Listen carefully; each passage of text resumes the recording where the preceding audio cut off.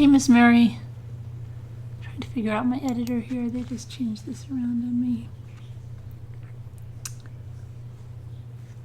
Hi, Black Eagle. What is up with this? Hey, Carrie. I'm just trying to figure out what my editor just went. No, I don't do that.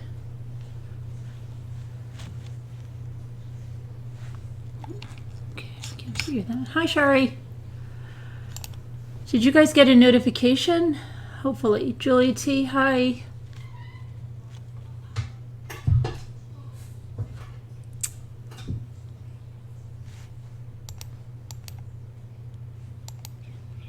My editor back on here.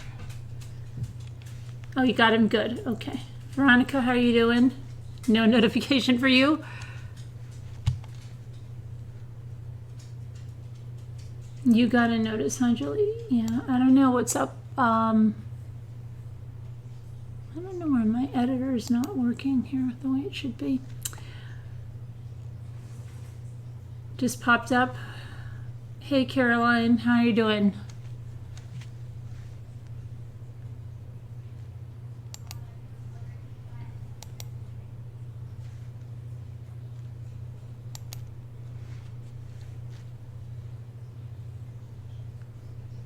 You're just wandering around YouTube? I made a cheesecake in the Instant Pot today, which I took a video of, but I'll have it up tomorrow. And there's a new trial that started. Ashley MacArthur, is anybody watching it? Hey, Jenadu, howdy to you. You feel like a load lifted off your feet? You feel like you're walking on air, Caroline? Sorry.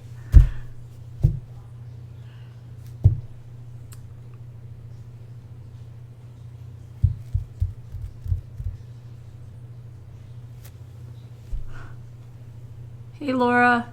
Is anybody watching the Ashley McCarthy? Hi, Jessica. MacArthur. I keep calling him McCarthy. MacArthur out of Escambia County, Pensacola, Florida. It just started. Opening statements were today. Not yet, Evie Bubbles.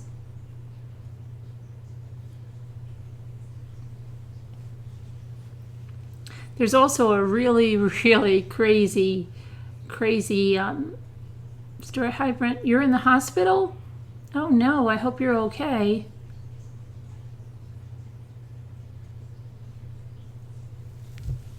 You're not familiar with it? You're not been getting notifications, Alicia? We just got here. I still can't figure out my stupid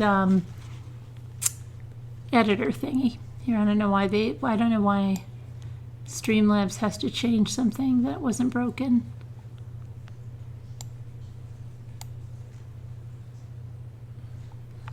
I can't figure out how to get the editor back to where it was.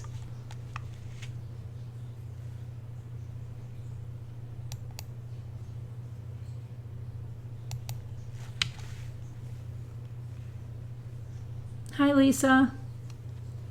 Is it cold? Lisa, it is so cold here. When I went for my bike ride, I was literally freezing.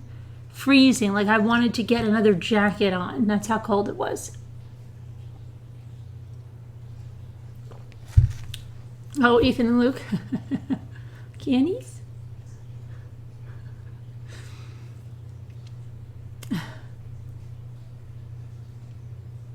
You're talking about the Christmas one? Yeah, right?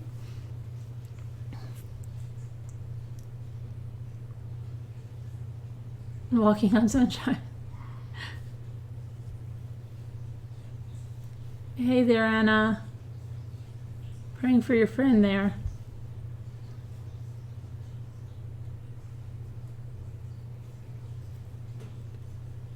Hi, Carol.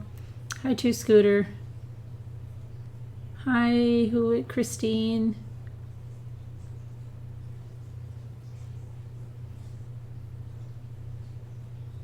Oh, thanks, Miss Mary. So there's a lot of things. There's the Ashley MacArthur trial. It's freezing there, right, Lisa? I am so cold even right now. But I was so cold riding my bike. It's not right.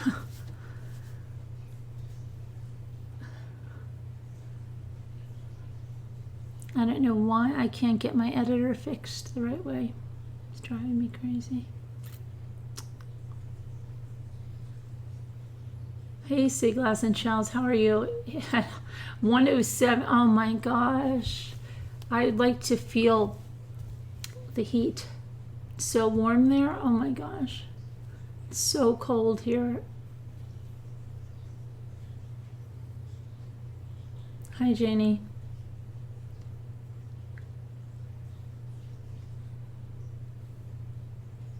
Any way to find out how the Rosenbaums are faring in prison? I haven't seen any updates about them, but I'll check it out for you. Bye. Hi, Janelle. You're hot in Scotland? Hi, Flower Girl.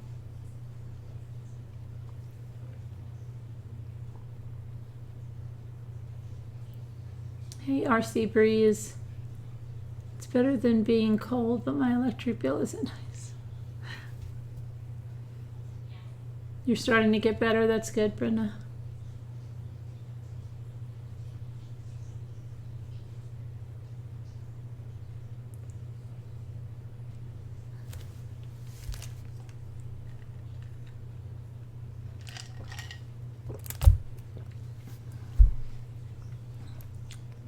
That's what I'm talking about, that one.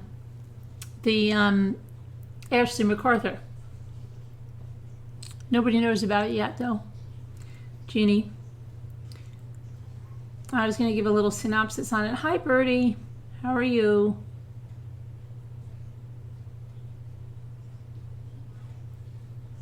Does anybody know, besides Jeannie, about the Ashley MacArthur trial that started today?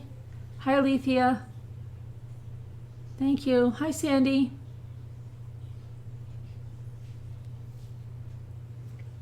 Hi, Lonnie.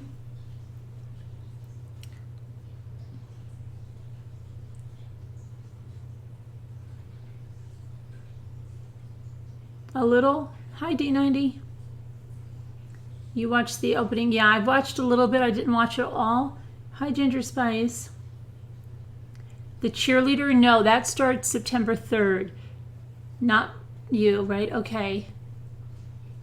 Jessica Rosenfeld, at this stage, oh, your electric bill will not be so nice. Okay, I'll tell you in a second. Let a few more people come on in. Hi, Sharon.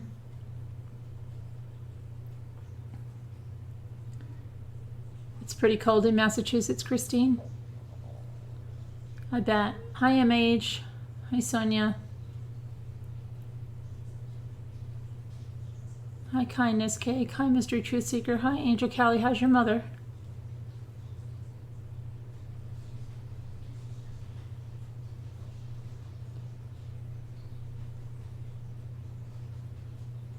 So, what was I going to do? I don't know. Anybody that's coming in or anybody watching the Ashley MacArthur trial that started today in Pensacola? Quit rubbing the cold on. Oh, please send some heat over here. What's the matter? What do you have a question about, Christine?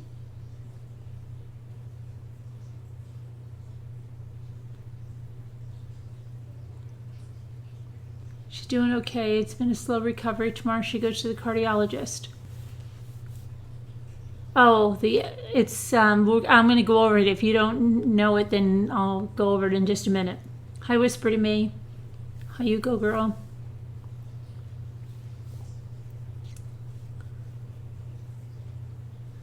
I will try to send heat to, please. I'm freezing over here.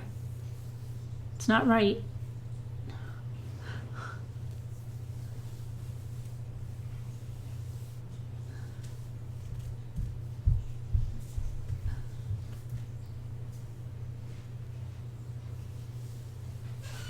If we can split the heat up between us both.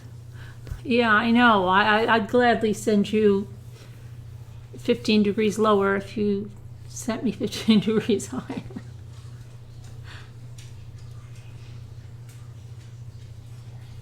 '21 Celsius, huh? How are you feeling? I am feeling good. I went for my bike ride today and everything, but I froze on it. It was freezing. And it's just too cold. It's way too early to be this cold. We're supposed to get back into the 80s. We'll see. I want to feel the sun. I want to feel hot. I want to feel like really hot. That you want to jump in the lake. My cousin comes back from Finland tomorrow. He didn't get a wife, I guess. He's coming back. No, they're not in school, our Seabreeze. Nope. How come my screen is small? So it's small for you too? Because you don't understand. This stupid Streamlabs decided to change on me, and I can't even see the screen. That's really bothering me. Let me see something. Let me try it one more time. Oh, wait a minute. I think I found it. Hold on. Now they call it something different. Okay, wait. Now I'm almost there. So I don't want one. Oh, hopefully, what is that going to do if I push that?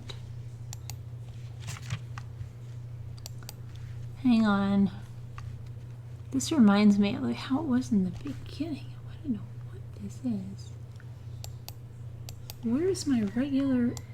Oh, there. Wait. No, I think I have it. Okay. But everything looks so weird tonight. It's regular now, right? But everything looks weird. It looks like there's something missing on this thing. Okay, I figured it out. That was really bothering me. All right, let's go into... It's 106. Oh, but then, I don't know. I would like that because it's going to be cold here soon enough. I don't need it cold right now.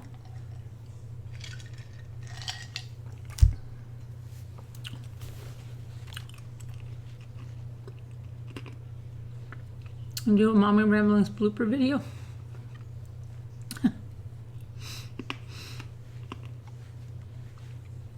Okay, so let's talk about, a little background to my son.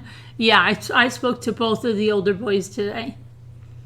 In fact, I just ignored, let me see, I think one was just texting me. Hey, J Bells. Whoops. What happened there? Oh, come on.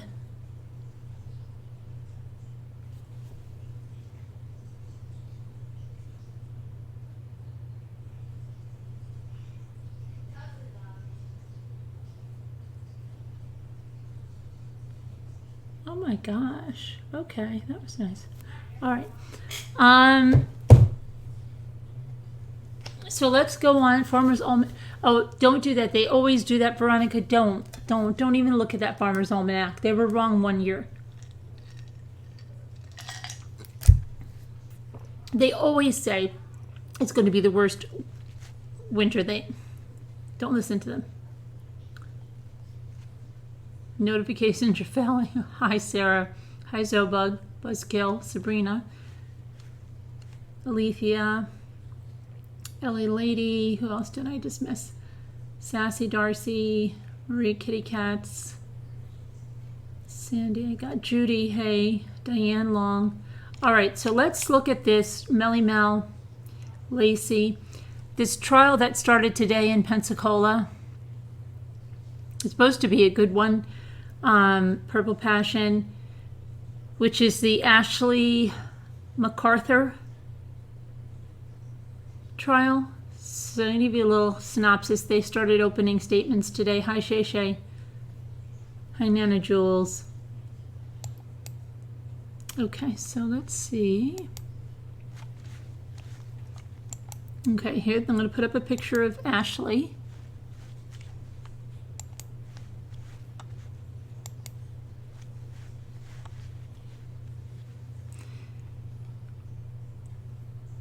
Okay, so Ashley MacArthur has been charged with murder in the death of a missing woman, Taylor Wright, whose remains were found on the MacArthur family Beulah property Thursday afternoon. I'm giving you the background, so it wasn't this Thursday. Okay, this happened in 2017.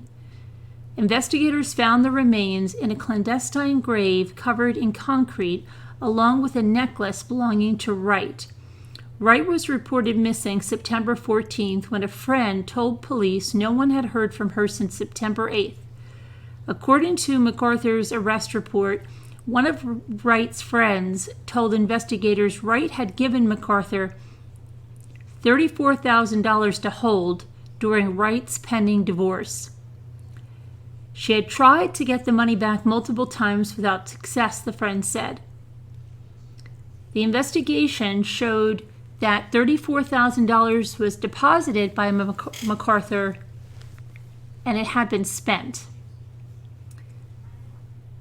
Wright and MacArthur met September 8th so Wright could get her money back after the pair had been text messaging back and forth until approximately 11:20 a.m. When Wright's friend didn't hear back from her after numerous texts that same day, she called MacArthur, who said Wright couldn't come to the phone because she was riding a horse. Okay, next I'm going to put up a picture of, this is Taylor, who Ashley is accused of murdering, 33 years old. Okay, and here we go. MacArthur was interviewed by the Pensacola Police Department on September 18th, and she said she picked up Wright during the morning of September 8th, and they drove to various locations, eventually going to MacArthur's family property in East Milton to ride horses. MacArthur told investigators the pair went back to MacArthur's Pensacola home around 4:45 p.m., and she went inside. When MacArthur went back outside, she said Wright was gone. Phone records didn't show MacArthur having been in the area of East Milton, but instead showed her in Beulah the morning of September 8th in the area of her family's property on Britt Road, where Wright's body was found, according to the report. MacArthur's cousin told investigators MacArthur had contacted him on September 8th to see if he'd be home that day, but he was at a funeral and not at the property. MacArthur is a former ECSO crime scene technician who worked for the agency for approximately 6 months, ending in 2006. She faces 1 count of first-degree murder in Wright's death, and after her first appearance in court Friday is being held at the Escambia County Jail in lieu of $1 million bond. Her next court appearance was November 9th. Okay, so that was one of the earliest reports on that. Now let me see here. What do we have from today?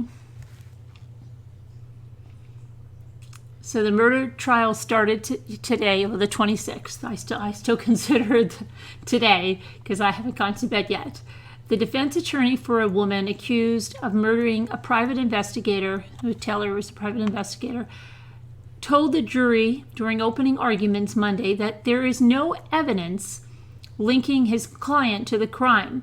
The prosecutor, however, argued that the cell phone data and the security footage that will be introduced during the trial will link Ashley Britt MacArthur to the 2017 death of Taylor Wright.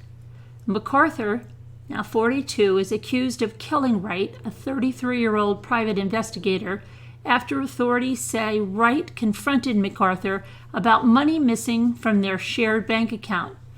MacArthur faces a charge of first-degree murder with a firearm, and if found guilty, she will receive an automatic life sentence. In the opening statement, MacArthur's defense attorney, John Barrowset, said the case lacks physical evidence. There will be no physical evidence introduced in this trial to show you that Ashley MacArthur had anything to do with the death of Taylor Wright, he said. Barrett told jurors that no scientific expert or eyewitness testimony would be presented to demonstrate beyond a reasonable doubt that his client had anything to do with Wright's death. He also called into question Wright's mental stability, referencing rumors that the woman had taken drugs around the time of her disappearance. The prosecutor, Assistant State Attorney Bridget Jensen, argued MacArthur had a clear motive to kill Wright: money. Leading up to Wright's disappearance in September of 2017, Jensen explained to the jury that Wright had been entangled in a contentious divorce. She withdrew money to keep from her husband and asked her friend MacArthur for help concealing the funds, according to Jensen. Approximately $34,000 was deposited into a joint account shared by Wright and MacArthur. Jensen said when Wright needed the money for court proceedings and to cover child support costs, she sent numerous text messages to MacArthur requesting access to the funds, but MacArthur found excuses to delay giving the money back to Wright. On September 8, 2017, MacArthur and Wright agreed to meet in person and discuss the money. MacArthur went missing the same day, Jensen pointed out.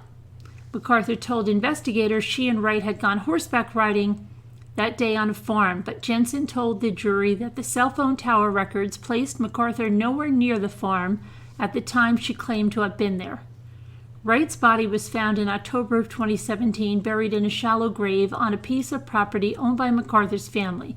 The grave was covered by concrete and potting soil.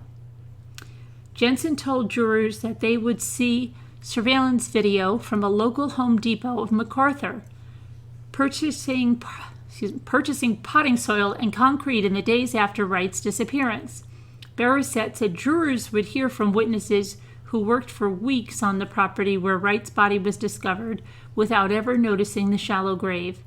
The trial continues tomorrow. So if you want to watch that, that's what that's about. It's supposed to be a pretty interesting case. What do you guys think? Did anybody that came in other than Jeannie watch this? Let me see.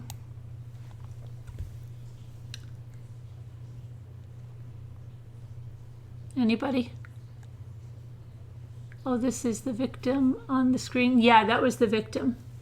You get so relaxed. You don't pay it. I don't think you're alone, say Robbie. Not when I come back and I read the comments. It's like everybody's zoning out in school, like, what?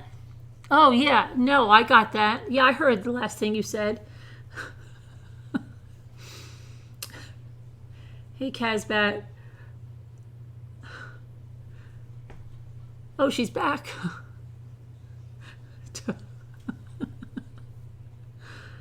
Oh, my gosh. Hi, Cowgirl Up.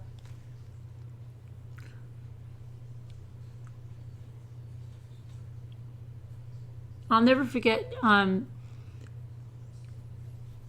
Ethan, like his mind would wander like that because he's like his father, he's got the ADHD like I do. So the first grade teacher used to sit them on a rug and then she would read like really slowly and he'd be thinking, he'd sit there very quiet. He was never a behavior problem, but he'd sit there really quietly and he'd be thinking about his Legos or something he's building, right? And this was a seasoned teacher. I was so disappointed in her because my other son before had her and I liked her a lot, but I think something was off with her that year. Anyway, so I'd go in and she goes, you know what? I don't know. I don't think he's comprehending, right? So I swear to you, she says this to me. I said, what do you mean? She says, well, I'm reading a story, it's about a raccoon on a farm and this and that. She goes, and then at the end of the story I said, hey Ethan, where was the horse? And she goes, and he'll look at me and go, went back in the barn. So she goes, it's like he didn't comprehend. And I'm thinking to myself, are you really asking me this? I said, you know why he doesn't know where the horse was? Because he zoned out when you were reading and he was thinking about his Legos. he wasn't thinking about that book because he wasn't interested in what you were reading. And she couldn't comprehend that. So she's trying to tell me, like, I said, believe me, if you're reading something that he's interested in, he'll know what you're saying. Oh, it's hysterical. She was the worst teacher for him, and I had really liked her for my other son, but she was the absolute worst teacher for him. The worst. She didn't even know that. She was worried about a reading comprehension problem. And I'm like, that's not what it is. He wasn't paying any attention to you. And she still didn't get it. She was, I don't know, it was bad. Save money. So yeah, I mean, so crazy. But anyway, I know that's how a lot of you are, because you like have 9 conversations when I come back. But it's going to go on tomorrow, and you can watch it on the Law and Crime. Is it the Law and Crime Network or the Crime? Yeah.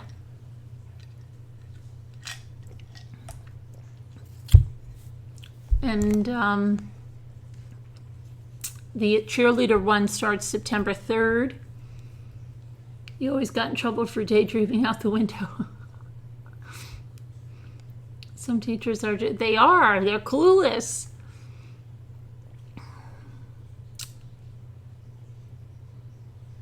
Yeah, Bloody Mary, I'm drinking a limeade. Oh. So what else is going on? You want to hear a crazy? Okay, I'll give you a choice of what you want to hear. There's a crazy story about a professor at Harvard University. Remember we were talking about those cons? You should hear the con that this guy got caught in. This guy that teaches this, oh my gosh, what course did he teach? Something about like judgments and stuff. And he's so embarrassed that he got caught in that. Hi, Diana. Hi, Veggie Girl. So we've got that one, or what else did I have?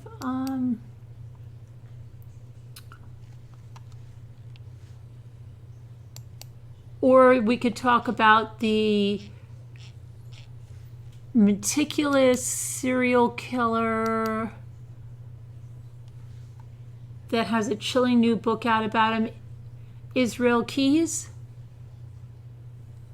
Which do you want to hear about? So you can hear about Israel Keys, or you can hear about the most gullible man in Cambridge, a Harvard law professor who teaches a class on judgment.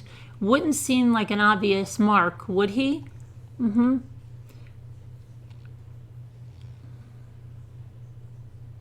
Tell me which one you want to hear. I'm going to go back to the chat. The professor, what's the cheerleader? That's the one that is accused of killing her baby. Also, I emailed you about a con guy I saw today, police video about it. Oh, did you? Okay, I'll check it out. Ben Benderson, how you doing? First time here, Ben Benderson? Is that you? Is that who? You want to hear the professor? The professor wins? Okay. Yeah, I'm telling you, it's a crazy story. So get ready to daydream, Robbie. Just zone out now. The cheerleader, we already heard the cheerleader. That's going to start. No wonder it's... No, we're going to do you've got to hear about this professor. Okay? It's crazy. All right. Let me put up his picture.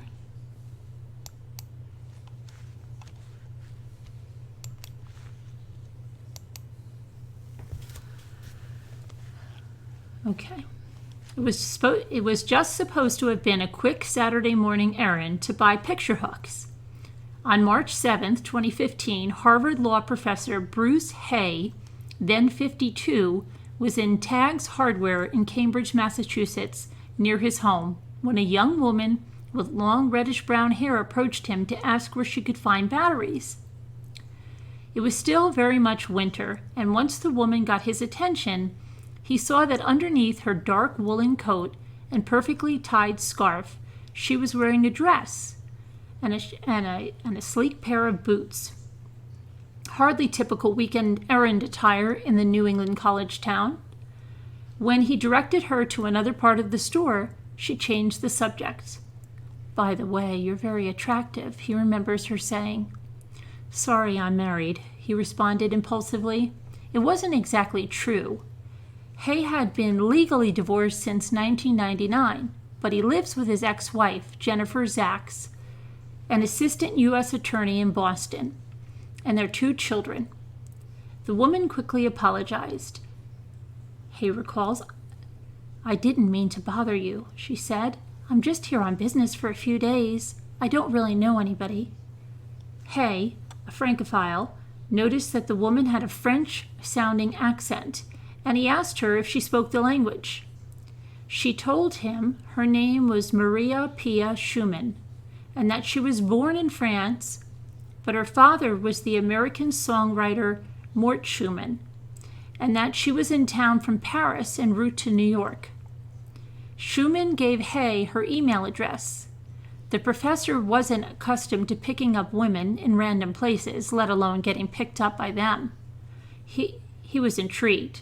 Since moving back in with his ex-wife in 2004, he says the relationship has been mostly platonic, and the two had an understanding that if either of them wanted to see other people, they'd have to move out.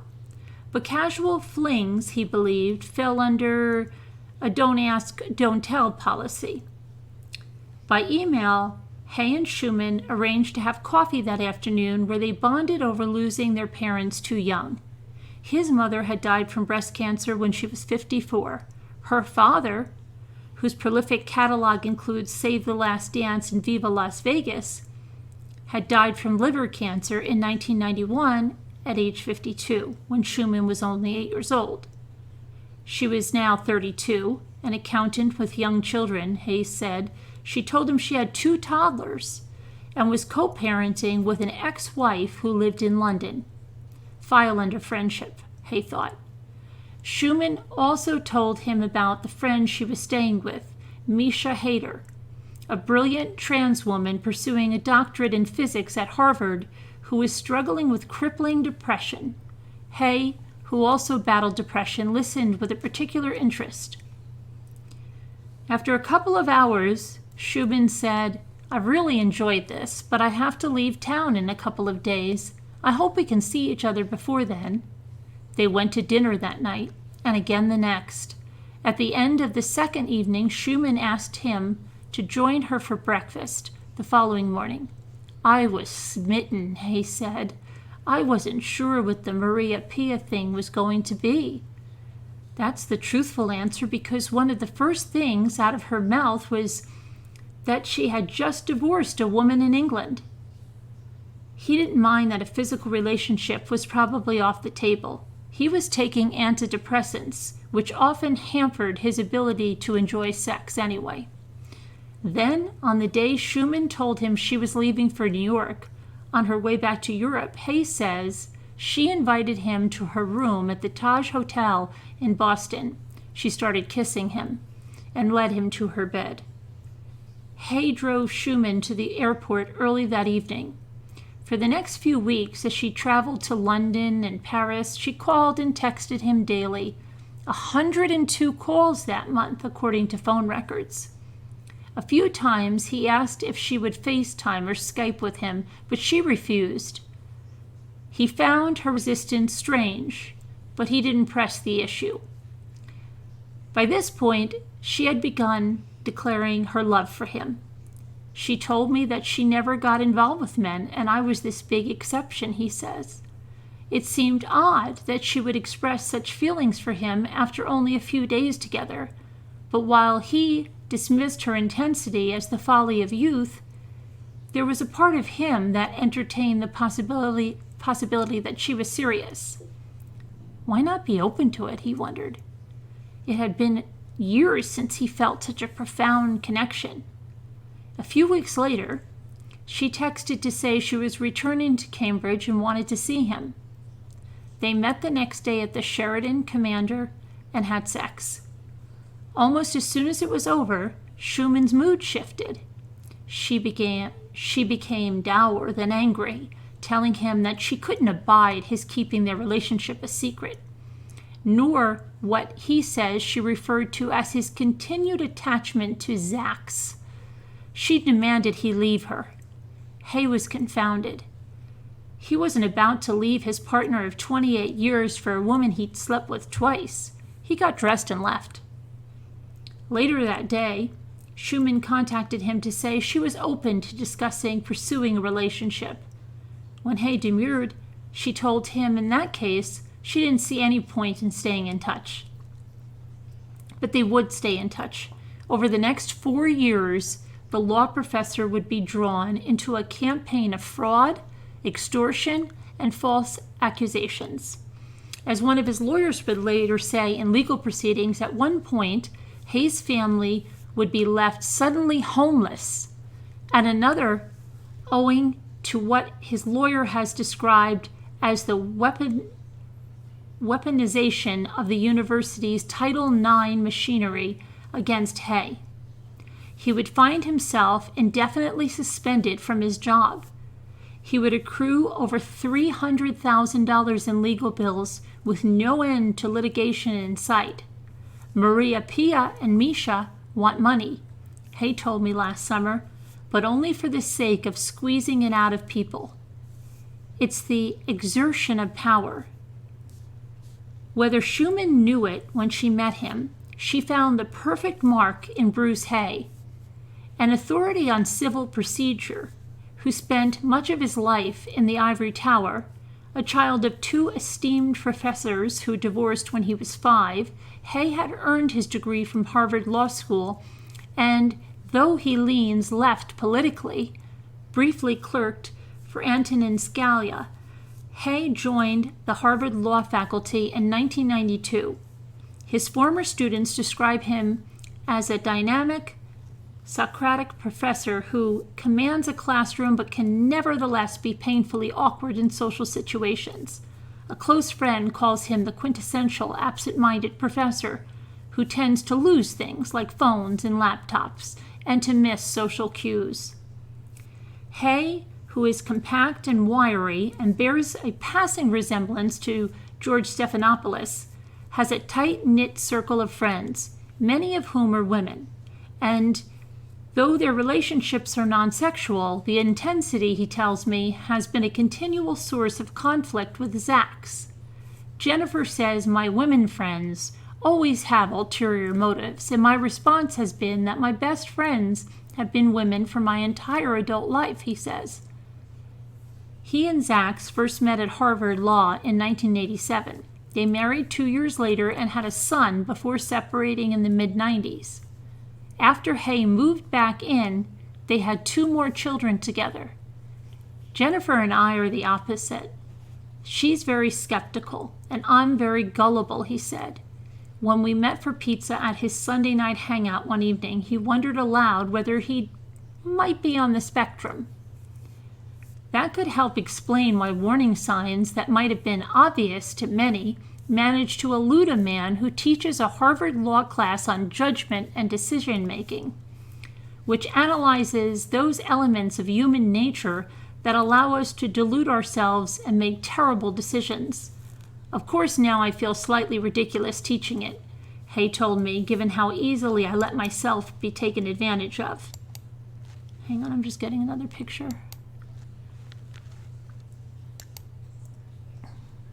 Okay, that is Misha Hader, the woman that Maria Pia Schumann says she is living with, and is the trans woman that's taking the course, and that is Maria Pia. I'll leave it on her for a minute. 6 weeks after they broke off contact, Schumann called Hay to tell him she was pregnant with his baby. She hadn't had sex with another man in the past year, she said. Hay was stunned. He hadn't ejaculated during either of their encounters, a side effect of his medication. but he understood that pregnancy was possible, if rare, without orgasm. Schumann said she was weighing whether to terminate the pregnancy, then quickly followed up by saying she'd made the decision to carry to term. She was due in January. Hay says she didn't bring up money, which didn't surprise him because she told him she owned 2 properties in Paris that were worth millions. And later she would tell him that her share of the Mort Schumann songs partnership was worth some $25 million. He was more surprised when he learned that Schumann would be relocating to Cambridge that summer.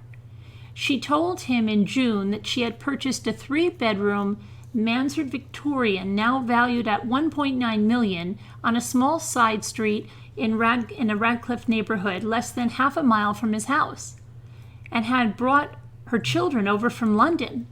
She wouldn't be able to move in until October, so she and her kids would be staying in an apartment she owned on Massachusetts Avenue, where her graduate student friend Hayter had been living with her longtime boyfriend Andrew Klein, who was moving out.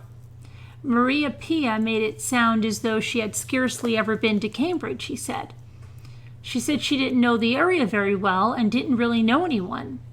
Schumann explained that she'd purchased the apartment as an investment and as a place for Hayter to live while she finished her graduate work. She and Hayter, she told Hay, had been the best of friends since they met as physics students during their first year at Imperial College in London. In a later conversation that summer, Schumann revealed that she and Hayter were raising their children together. The unfolding revelations did little to put off Hay, who said he was determined to take full responsibility for his actions. Throughout the summer of 2015, Hay says he and Schumann got together once or twice a week for coffee or a meal and discussed rekindling their romance. But she told him it was contingent on his telling Zax about their affair and the baby, which he wasn't willing to do yet. They hadn't been sexually involved since their encounter at the Sheridan Commander in April, but Schumann could be effusive, telling him repeatedly how much she loved him. Other times their exchanges were tense. In one email, Schumann chastised him for not making himself available to see her. I made arrangements with my nanny at the last minute to help with the children so I could come see you, and then called you several times in your office with no response, she wrote. You should be the one providing support to me, not mistreating me and piling further stress onto me. Today was the last time that I'm going to pander to your tantrums. Hayter often loomed large in their conversations. Even as Schumann demanded more of Hay's time, she was cagey about letting Hay meet the woman she called her soul sister. When Hay asked about her, he said Schumann responded that Hayter was depressed and wasn't up for meeting new people. 2 months before the baby was due, Schumann finally agreed for Hay and Hayter to meet at a dinner in Watertown. Schumann had told him that Hayter was very weary of her physics program, and wanted to get more involved in trans activism and write about trans issues. I thought maybe I could help, recalls Hay. She had been described to me as this very exceptional person, but downtrodden, treated unfairly by her family and by the world, by her body. By the time I met Misha, I had a protective feeling for her. The bond appeared instantaneous. We had similar political views, he said. She told me a lot about the trans world. I had known nothing about it. Soon they were getting together almost daily, talking for hours, sometimes meeting at a coffee shop near Harvard called Darwin's. Hayter regularly texted and emailed Hay articles and statistics about trans women being brutalized and murdered by men. Her communications were often punctuated with a kind of fixated anxiety about, if not the expectation of being ridiculed, persecuted, and traumatized for being trans. A rational terror, to be sure. In 2015, according to the Human Rights Campaign, at least 21 trans people were killed in the U.S., then the biggest number to date, a rate that has climbed since. Hay believed he'd identified a kindred spirit in Hayter, so he was sensitive to her emotional state. They confided in each other about their depression and suicidal thoughts. Hay had been molested as a teenager, and he told Hader about the experience and the lingering trauma from it. Hay also struggled with drinking. He insists his friendship with Hader was more familiar than romantic. It wasn't uncommon for us to say "I love you" in texts. I just offered Misha that as much support as I could. A month after their first coffee date, Hader texted Hay to say, "I am so happy we met. You're wonderful and stimulating company. I understand why MP is crazy about you." Behind his back, though, the woman mocked Hay. In a text message to Hader that they provided, Schumann refers to him as an effing desperado. By then, Hay rarely saw Schumann anymore. Still, they began discussing the possibility of Hay moving in with them. They would be a family, she said. Hay, Schumann, and Hader and their children, including the new baby. Hay's relationship with the woman could be intoxicating. Even in an international liberal college town like Cambridge, Hay had never encountered anyone like them. Nearly perfect people who were bright and kind and sweet to their children and socially conscious, and whose family composed a striking, distinctly modern portrait. Hader, a loquacious, impassioned Indian-Pakistani trans woman physicist, the mother of 2 children who call her Maman, birthed by the sultry, soft-spoken French daughter of a major Jewish-American songwriter. She's called Sumi. Hader's boyfriend, Klein, Hay later discovered, and also helped raise the children, who referred to him as Daddy. Hay wanted both families to meet, certain they could find a way to make peace. I had this crazy idea that everyone could get along, that Jennifer would like them, he says. He wouldn't sacrifice his existing family, but he didn't want to abandon the family he believed he was building with these women. In the weeks leading up to the January due date, Hay used his publishing connections to help Hader pursue her writing. They began collaborating on projects.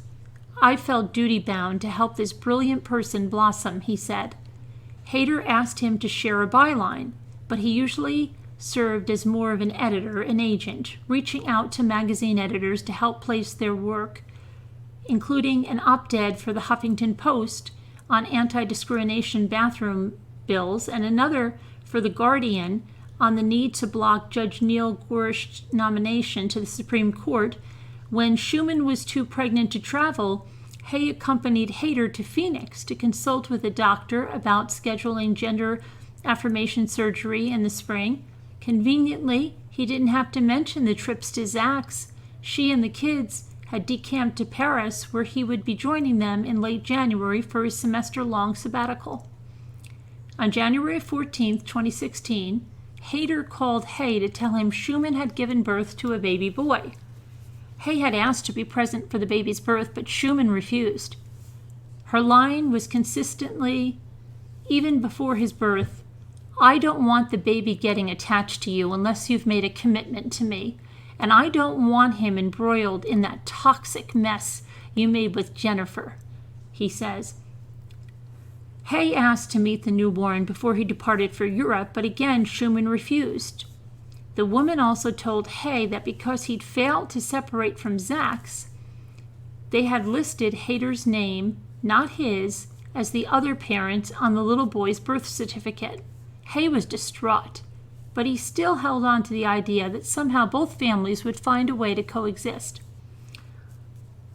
But while he was in Paris, the woman's calls and texts intensified, taking on an increasingly combative tone. They berated him for having fun with his family in Paris, while Schumann was suffering from postpartum depression. They complained that Hader had been left to care for both Schumann and the new baby, forcing her to postpone gender affirmation surgery, which was exacerbating her depression. At one point, Hader told Hay she was going to a euthanasia clinic in Zurich before Hay talked her out of it. Meanwhile, Zax had become very suspicious about the nature of Hay's relationship with his new friends. While they were in Paris, she could no longer ignore how consumed he was by these women. There was anger and crying when I spent hours on the phone with them, he said. She thought I was being lured away from everything and everything was falling apart. He finally told her he'd been involved with Schumann. Zax took it as an enormous betrayal. She declined to speak on the record, but as far as she was concerned, there was no don't ask, don't tell arrangement. He had cheated on her, physically and emotionally. In June, he told her he couldn't break things off with them because the child was his. Her immediate reaction was, "How do you know?" She raised points that were tactical on her part. I thought that this was her mental strategy for splitting Misha, Maria, Pia, and me up. I just thought she was deceiving herself. Zax told Hay it was highly unlikely that he could have gotten Schumann pregnant without ejaculating. According to a study by Human Fertility, pre-ejaculate can contain enough residual motile sperm from a previous ejaculation to make its way to the egg, but it's extremely rare. Jennifer suggested I was ignoring the evidence because I wanted to believe the child was mine. Hay said perhaps she was right. Zax pushed Hay to ask for a paternity test, but Hay wouldn't have it. Not only did he trust Schumann, he felt it would be insulting for a heterosexual man to question a professed lesbian as to whether she had sex with other men. He believed her when she said her sexual relationship with him was the only exception. Hay met the baby for the first time soon after he got back from Paris that June. I never doubted he was my son, he said. In the months after, he'd visit the women's house every few weeks to see their son. They didn't let me take the baby out to my own home, but it's not like I pressured them, he said. I just felt it wasn't worth fighting over. I certainly wasn't going to take them to court. The same month, Schumann told him she was being treated for a recurrence of cancer.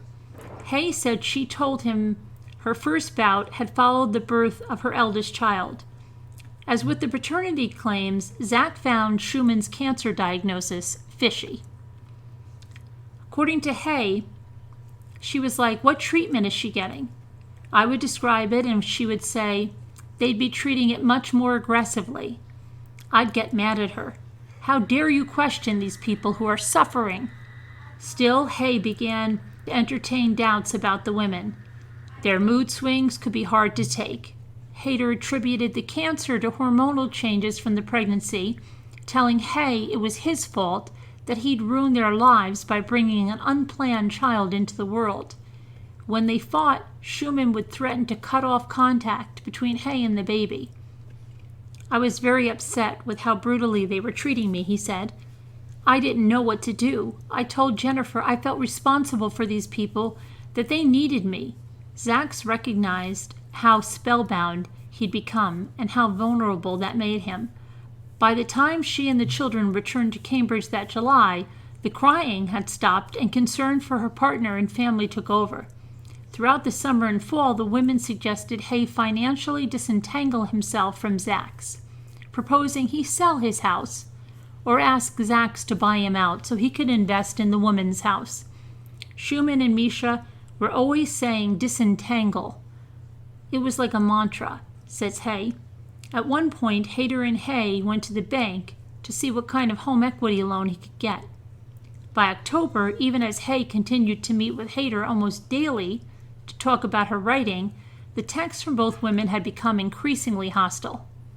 They told Hay that his failure to leave Zax was tantamount to torture and attacked him for, in Schumann's words, exploiting and manipulating Hayter. She feels there should be criminal, legal, and administrative consequences for your behavior, wrote Schumann. They began threatening to report him to the police and the university for raping Schumann.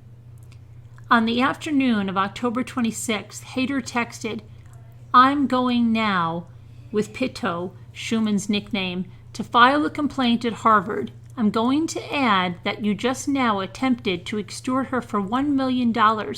If you make any further threats to destroy me, I will share those with the administration as well. You calling me and hanging up also constitutes harassment." Hay replied, headed to Darwin's, the coffee shop. By that time, Hayter had already sent an email to Harvard Student Services offering to report an unnamed professor for harassment. She continued sending emails to Harvard administrators throughout the fall, often BCCing Hay. In one dated November 11, 2016, to the Program Officer of Title IX and Professional Conduct, she wrote, "I have been in an extremely abusive situation with a faculty member. It's been taking a tremendous toll on me. I'm sorry I have not reached out earlier, but coming to this decision was difficult and painful. My functioning on many levels has gone to zero. My interest in anything has vanished. I'm transgender, and it has taken a horrific toll on my transition." Hayes shrugged off the emails as a manifestation of Hayter's illness. He didn't think she would go so far as to file an actual complaint against him. Hang on, I'm getting up another picture.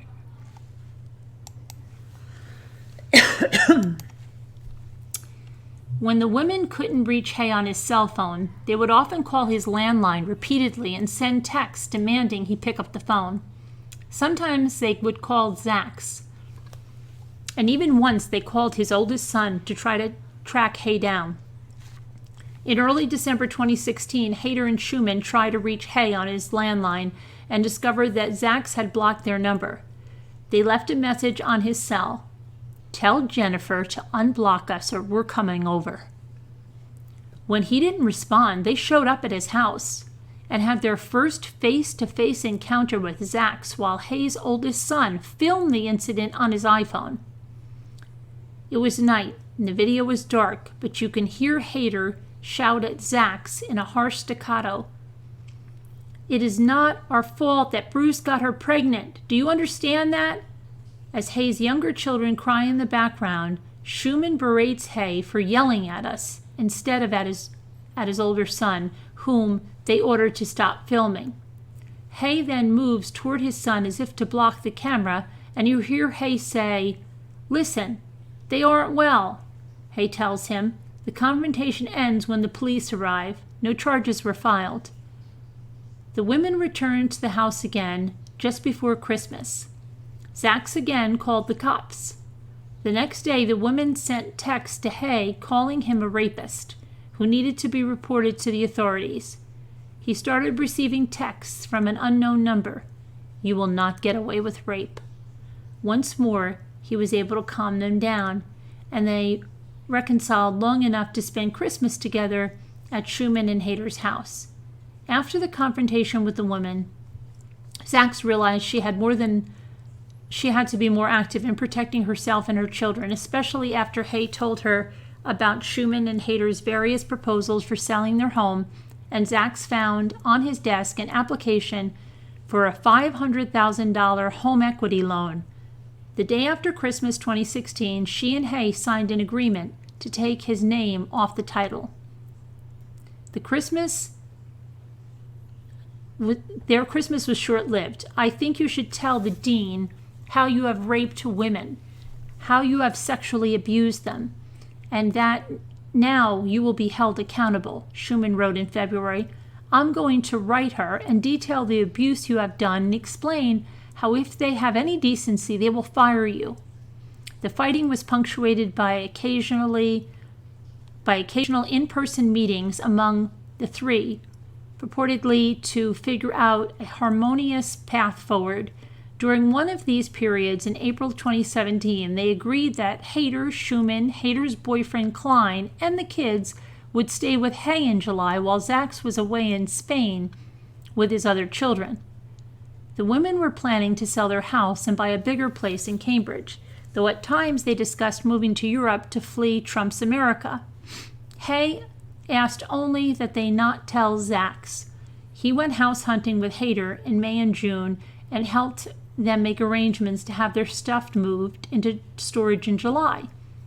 At the beginning of July, just before their stay at the Hay household, he said Schumann and Hayter invited him to Paris over Bastille weekend and gave him a check for $3,000, claiming it was for expenses.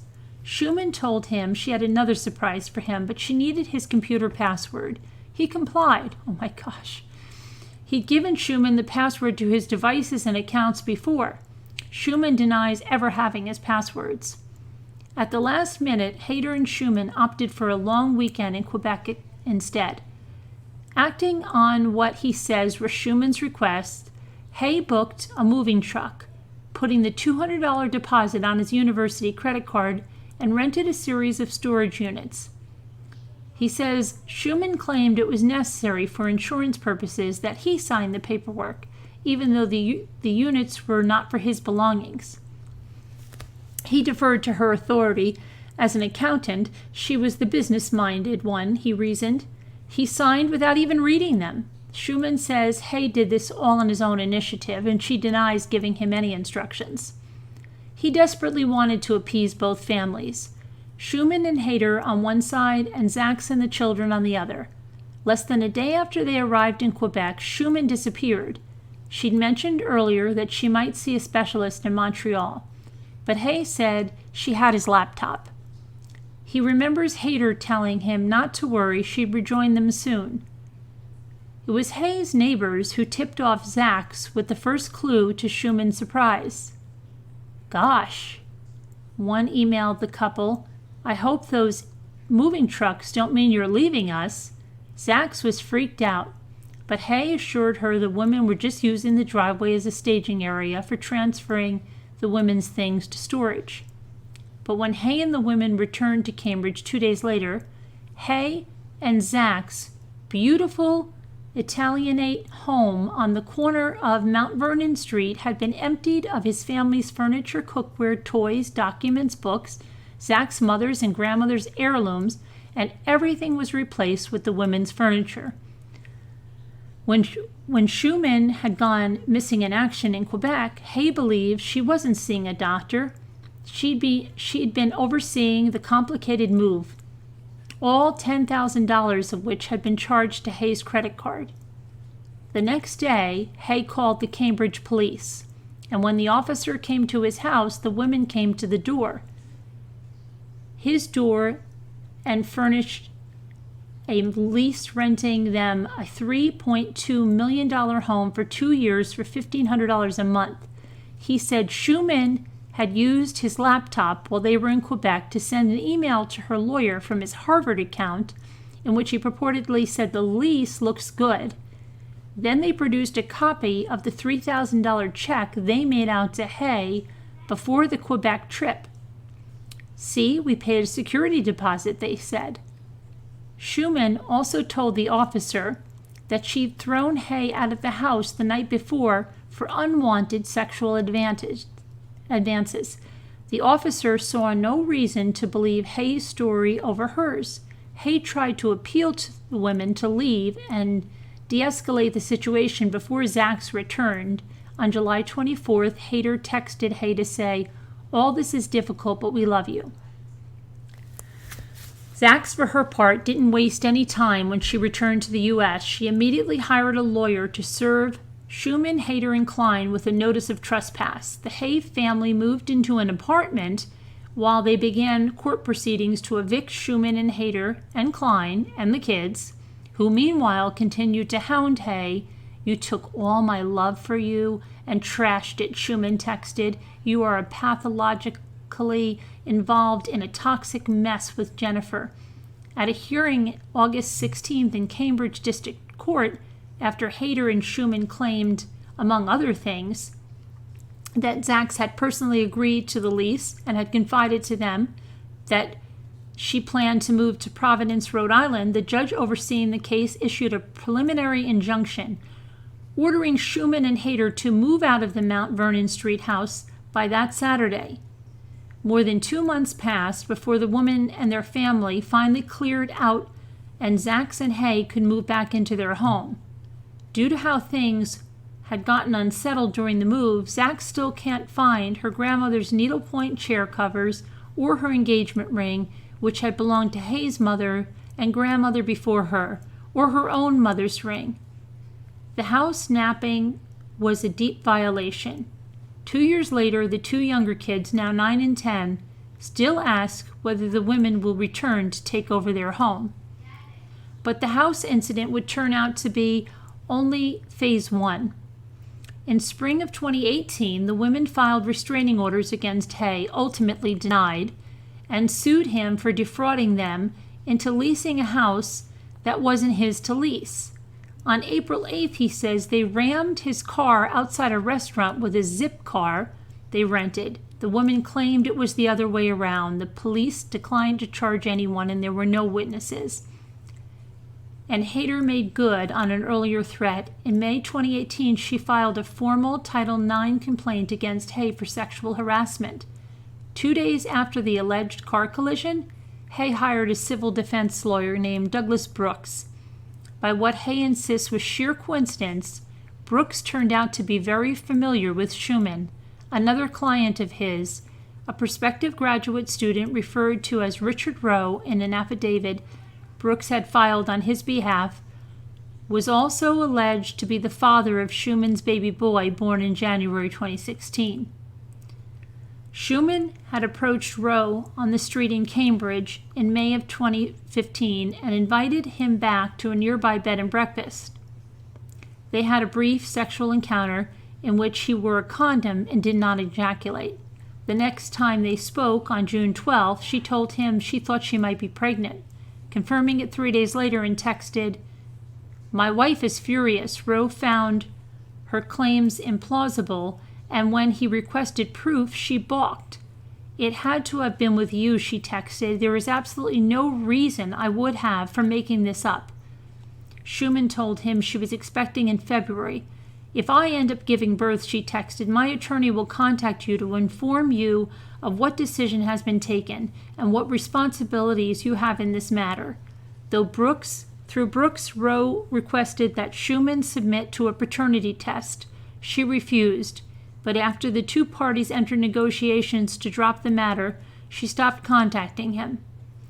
Rowe had also hired a private investigator to find out more about Schumann. The investigator found another similar case. In October 2009, Schumann had picked up a Harvard medical student referred to in a court case transcript as John Poe, and later confronted him with a paternity claim. During a restraining order hearing she was pursuing against Poe, she alleged that he was not only the father of the oldest of her 3 children, following their single sexual encounter in which he had worn a condom, but that he had raped her and that he was going to kill her. The request for the restraining order appeared to be retaliatory. Poe, who suffers from severe anxiety disorders, was himself pursuing a restraining order against a woman named Jacqueline Lescaret, who, allegedly at Schumann's behest, had been terrorizing him for years. The outlines of that case are eerily similar to Hayes. Lescaret threatened to expose Poe to the university and his family as the father of the child, and she and Schumann extorted from him $11,000 as well as favors, among them befriending Hayter and offering her weight loss training in preparation for her transition. A private investigator hired by Rowe's lawyer found no records of Lescaret's existence. In the hearing, Poe described his friendship with Hayter as initially being motivated by pity. "I genuinely felt sorry for her, I could see the pain she was going through." As with Hay, they bonded over their mental health issues, only to have the women turn his illnesses against him. Oddly, one key fact eluded the attention of everyone in the court. Schumann's first child's birthday is December 10th, 2011, 2 years after their encounter. Hay would soon find yet another case involving Schumann.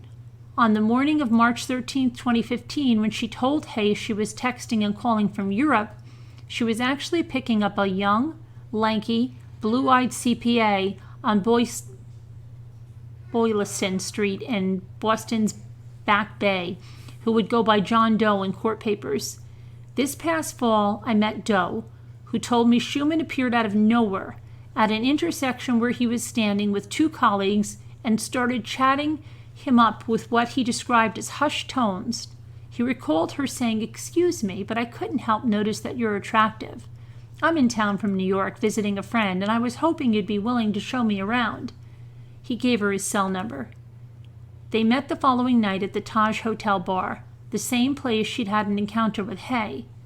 Schumann arrived with her friend, Hayter. According to Doe, the two women ordered Virgin Bloody Marys. "I should have gotten up right then and there and left," Doe now says. And then they interrogated him about where he had gone to school and what he did for a living. He assumed he was being vetted to make sure I was safe and on the level member of society. I had a feeling that they were sharing an inside joke or a secret. In retrospect, he says it struck him more like an interview with a potential sperm donor. After Hayter left, Schumann took Doe to her room, where he says she became sexually assertive, even aggressive. 2 months later, in mid-May, Schumann reached out to Doe to say she was back in Boston and wanted to get together. She asked him to meet at a Massachusetts Avenue apartment in Cambridge, and when he arrived, she answered the door naked and positioned him on the couch. Again, they had sex. After that, they didn't speak until June, when she informed him she was pregnant with his baby. Doe suggested a paternity test after the baby was born. Later, he indicated that he wanted to co-parent the child. Schumann demanded he back off. She launched into this tirade. "We are feminists, and I hate men, and we aren't going to allow men into our child's life." It was horrible, he told me, tearing up at the memory. Doe still thought they could work something out, but Schumann demanded he relinquish his parental rights. By July, she stopped responding to him, which is when he hired a lawyer. Soon after, his lawyer, Howard Cooper, took steps to pursue legal action against Schumann. She claimed to have received a menacing letter with a thumb drive video that depicted her and Doe having sex at the apartment. Doe recalls that the note said something to the effect of, "Better not tell your side of the story or you don't know what's going to happen." Cooper believed the women were suggesting that if Doe were to pursue legal action, the video would be weaponized to imply that Doe had violated Schumann's privacy by secretly filming her, which is against Massachusetts law. Finally, on April 8, 2016, Schumann capitulated to the paternity tests. The results revealed that Doe was not a biological match. Last year, Doe filed suit against Schumann and Hayter for intentional infliction of emotional distress and invasion of privacy. He asked for unspecified damages and to have the sex tape destroyed. In June, the Superior Court of Massachusetts denied Hayter and Schumann's request to dismiss the complaint against them. The women have yet to appear for their scheduled depositions. Last June, Hay reached out to local law enforcement, who told him it would be difficult to prove the women had committed a crime. Soon after, he contacted me through Facebook to ask if I would be willing to write a story. We grew up in the same Chicago suburb, but he was 8 years older and we never knew each other. When I met him, he was tightly wound and pensive. His deep eyes couldn't quite find a comfortable place to land. As he recounted the convoluted events of the past 4 years, his tone would shift from indignant to wistful to bewildered to humiliated and then to grief-stricken. He didn't seem to know whether to feel redeemed by the fact that he wasn't the only person duped or overwhelmed by the extent of the deception. Yet, there were moments when he still sought ways to justify or at least make sense of Schumann and Hayter's campaign against him, searching in earnest for evidence of genuine affection amid the years of deceit. Harvard has made efforts to take claims of sexual misconduct against professors more seriously. The university recently stripped retired vice provost and noted Cuban scholar George Dominguez of faculty privileges after confronting 4 decades worth of sexual misconduct allegations. More recently, Harvard suspended economist Roland Fryer for allegations of sexual harassment. Harvard has yet to decide Hay's fate, but according to The multiple off-the-record sources, Hay has already run afoul of investigators for reaching out to journalists, namely me, which they view as an act of retaliation. Harvard has also required Hay to undergo coaching for boundary issues. I don't blame Harvard for initially taking the side of the women, Hay said, but after presenting them with all the evidence, these people aren't who they say they are. The women declined to speak on the record for this story, but through their lawyer they denied most of Hay's account, calling it a fantastical tale that conjures stereotypes and nativist tropes to extract revenge against Misha Hayter for filing a Title IX complaint against him. Both sides have now filed suits against each other. In their complaint against him, Schumann and Hayter claim he sexually assaulted Schumann and groped Hayter and ejaculated on her while she slept, all of which he denies.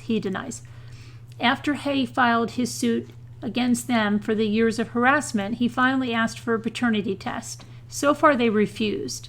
He hasn't seen the baby since 2017, when the child was a year and a half old. Hay remains mystified about what the women really wanted from him. Money appears to be a factor, but not necessarily the only one. After all, theirs was a long, expensive, and punitive game with no guarantee of a big payoff. Hay says Schumann once told him they targeted him for signing an open letter in late 2014 calling for more due process in Harvard's Title IX proceedings. Schumann denies ever saying this. I don't know if that's the real reason or something she made up, says Hay. In May of 2018, Hay received a barrage of text messages from an unknown number. Find a way to connect if you want a chance to take this last exit before hell. Take my word, you ain't seen nothing yet, I promise. Oh, and as to your quest for motives, don't bother. I just really hate the patriarchy. That's it. So that is the story. And let's see. I'm going to go back to the chat here for a second. 1 second.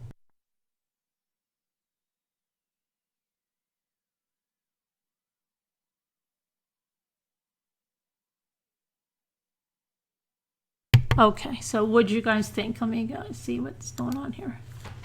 Wow, that's crazy, right? So no murder, just craziness. Yeah. Oh my goodness. What a web of a mess. Yeah, absolute craziness.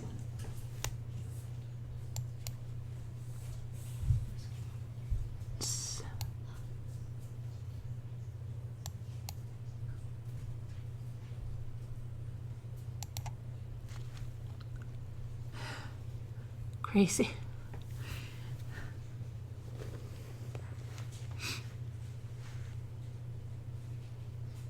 I'm just looking at the chat. Because that was a long time I was gone. You had a lot of daydreaming.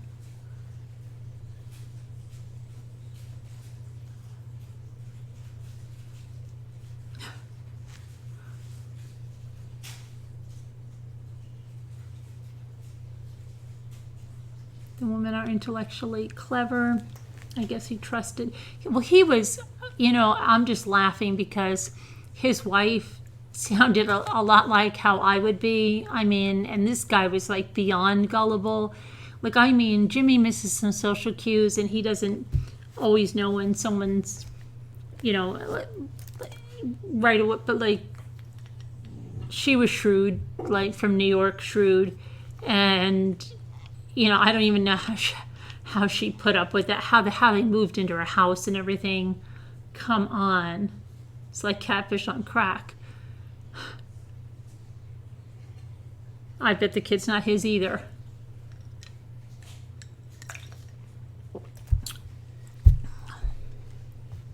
Hi, Mom, what chickadee? Sorry you have a cold. This goes to show you can be educated. Yeah, well, they say he might have been on the spectrum. He thinks he might be on the spectrum. He misses social cues. He's extremely gullible. But it's funny considering the courses that he teaches. It's a cautionary tale. Yeah, right. You never know. It's sad, though. It really is really sad. But you have to really be very diligent with anybody that just comes out like that. And, I mean, Caroline had that crazy thing. And even though she knew that guy, he just started acting crazy weird about her feet and stuff. I mean, it's like, you don't know. He tried to do right by everyone, Diane. Right? I'm trying to make everybody happy. I just want to have everybody happy. Yeah, you can't.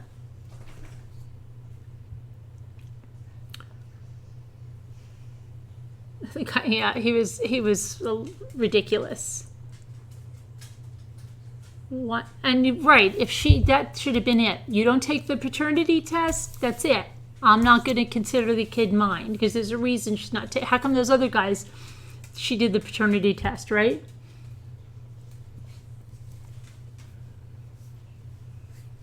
Had no idea. I thought he was joking at first, right? People go from 0 to 5 stalker real quick.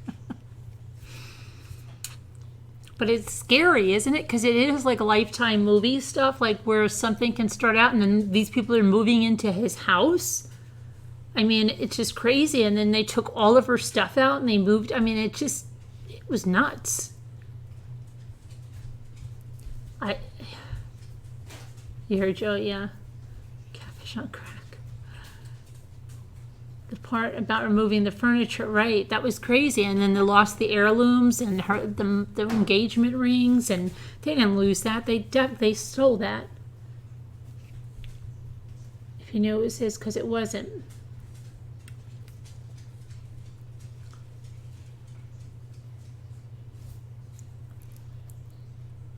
Those ladies look like they wanted his money. He sort of was begging.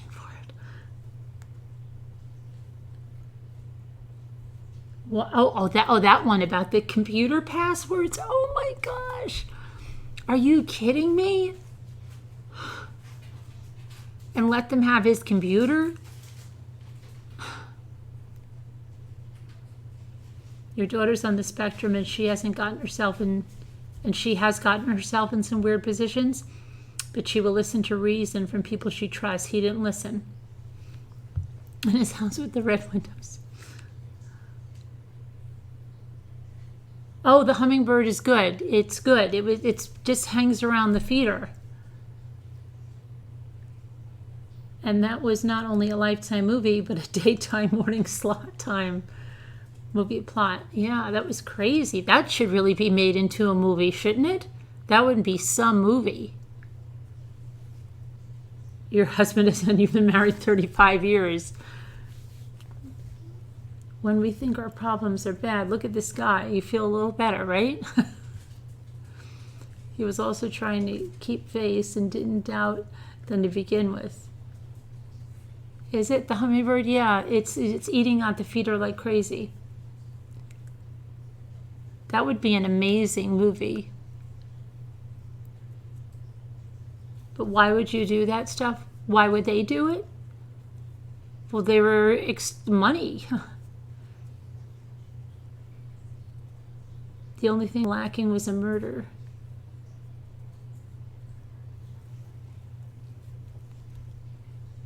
You told that so beautifully. Oh, thanks, Diana. You don't think you could sit through that movie? I think it would be a really good movie, really suspenseful, and you'd be like, oh my gosh, they're moving in the house. Thank goodness it was not a murder. They wanted money and hate men. But then all the other guys, it's crazy. You talked to the parents, sent them screenshots. They were very apologetic. Did he give you any excuse for why he did that? Like he was on Ambien or something? Extortion at its worst. It would be a great movie. I think it really would be a great movie. I think it would be an amazing movie. Turtles, 2 weeks, girl? Okay, I can't wait. I've been looking about those tortoises. Did you hear about the 3-year-old who was starved to death? Where? Angela Callie, no. It's terrible. Girls only saw dollar signs. It was a crazy, I just said this is it's a long story, but it was a crazy story.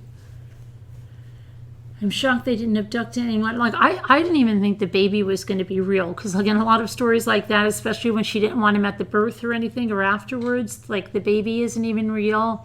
I thought that the part where her father was that songwriter wasn't even going to be real. Of course, like that other con story where that woman said she was inheriting $6.5 million. I didn't think any of the properties they owned were going to be real.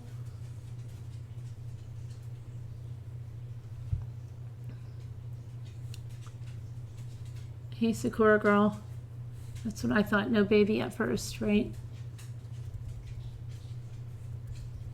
Plus, it was all hours of the day. His mom was actually with him during part of it. Oh, gross. The parents starved the kids, the 3-year-old.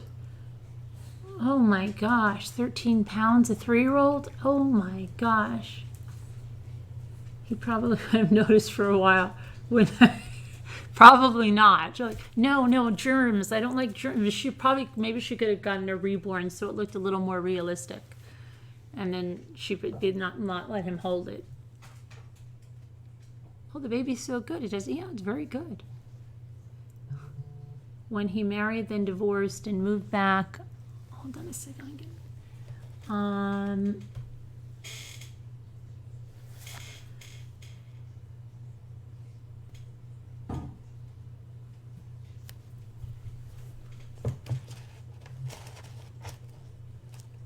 You've been looking up tortoises again. I am regretting not having mine anymore. O2 Scooter, did you have one? Did he live outside or inside? Hi, Ann Wyatt. Did the baby actually appear? Yeah, they said that he did see the baby and everything. That hit that double. My daughter was at birth. Yeah. I thought she was faking the pregnancy. What was the... Because he was the father of the second baby. No, the trans woman was the woman that she lived with. Which one what did you hear?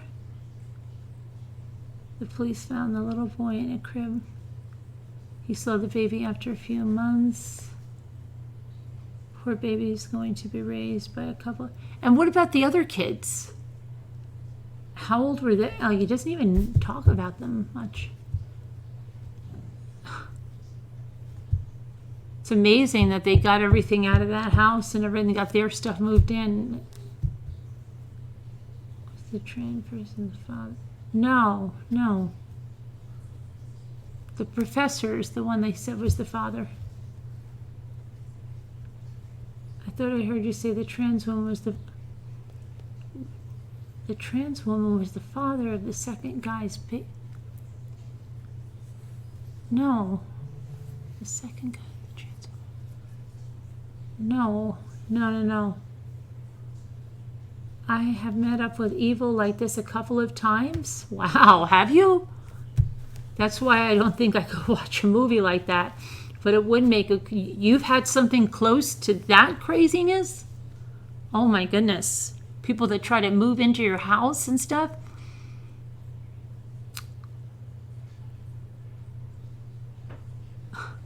That's great. I mean, that's like crazy cake stuff. Is who the real fathers of the children are, right? Yeah. I bet, can you imagine if she just got sperm, like just they did a turkey baster thing with like sperm she bought from somewhere? She could do that easily, probably.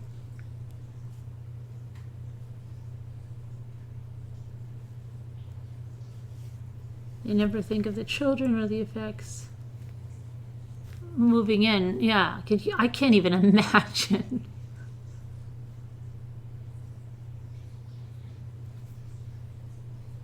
I bet you that's what it was.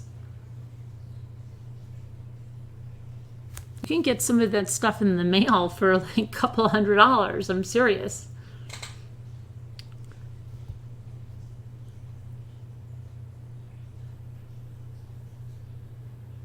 Hi, Lorianne. Hi, Jeff. There are women who have no regard for others or the law or basic human decency. Wonder what I just can't believe the course that he taught. You'll take a vid of your turtles next day off. They're 50 years old now. Get out, Anne. I want to see that. Live outside, and they are just waking up from their winter sleep.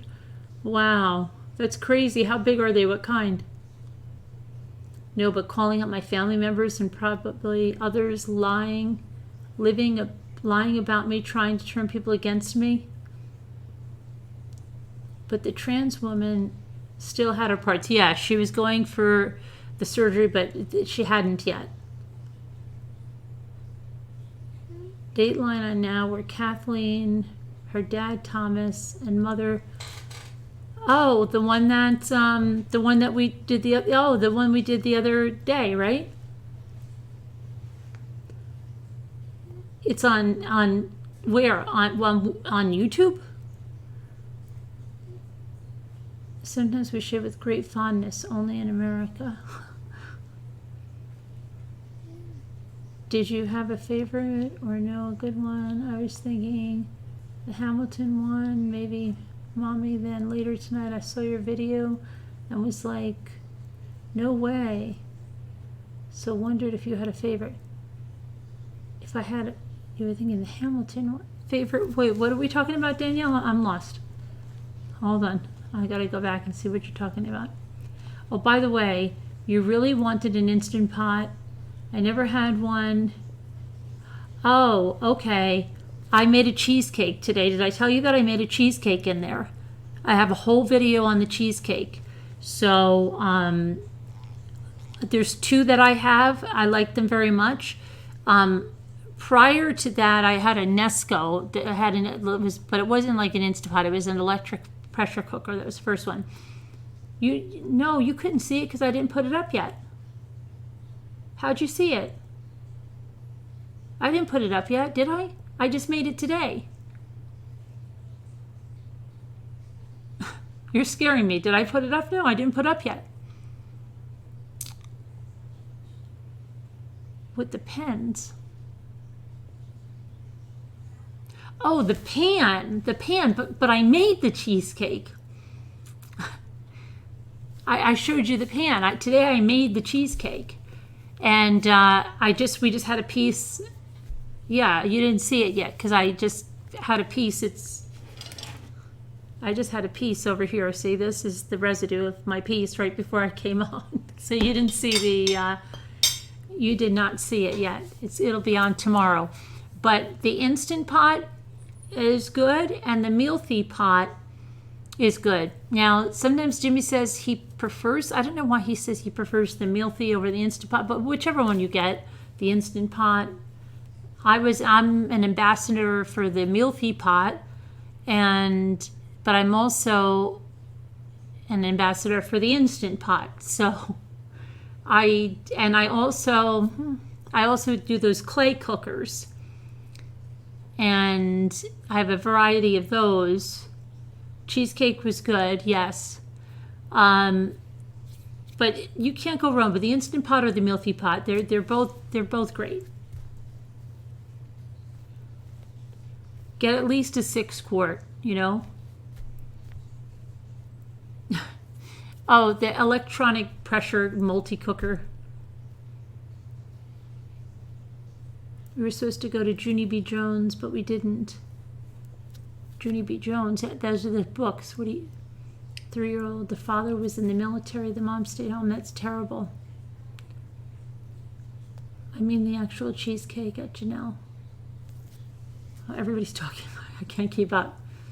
Oh, right, Pot's got it. Yeah, we're talking about a bunch of other things. For me, better is a relative gem. I'm seeing my surgeon, so I'll have more news. Oh, I hope everything is good for you, Sakura. Prayers for you. Rub it in your faces. talked about it in the hall. The pan, right, yeah. But I made the actual cheesecake tonight.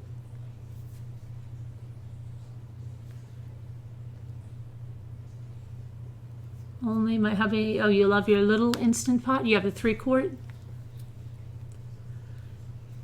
You must have cheesecake. Yeah, it was very easy to make. Even though I went for a bike ride, and while it was cooking and left it in there, I mean, it was good. Doing a story on Chris' IG channel. Isn't that the same? It's a different one? Or is it the same? You're getting fat by listening to tell about cheesecake? Oh, stop. You said you eat everything now, and you know, drink a quart of Pepsi. Or give up some of the Pepsi, and you can have a piece of cheesecake just for a day. No, everybody wants cheesecake. Okay, I'm sorry.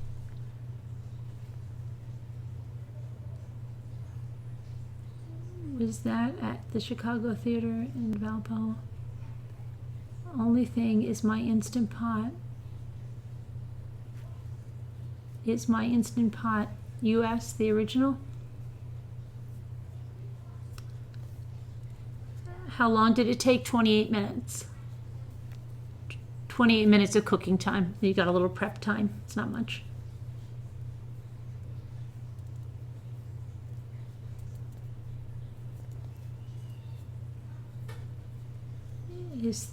It's thick. The one I made was the New York style. I actually got the Biscoff wafers, and I was going to try them because somebody said to use them for a cheesecake bottom, but I wanted to make this one exactly like the recipe. The next one I make, I will try the Biscoff instead of the graham crackers.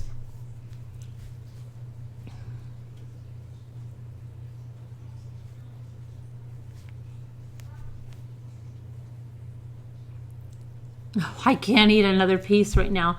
Let me see if I had a picture on my phone. Let me see if it shows. Let me see if it'll show up on the camera. On the monitor.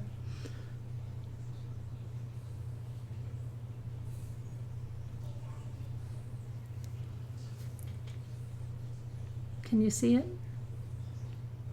Probably not, right? Not too much.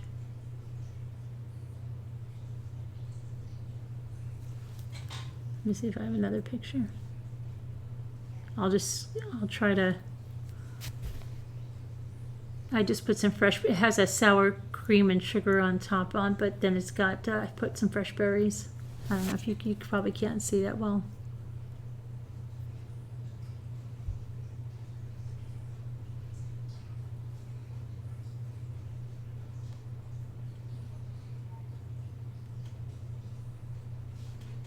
I know what I can do. I can post it on Instagram, and then I can show you the Instagram. Hold on a minute.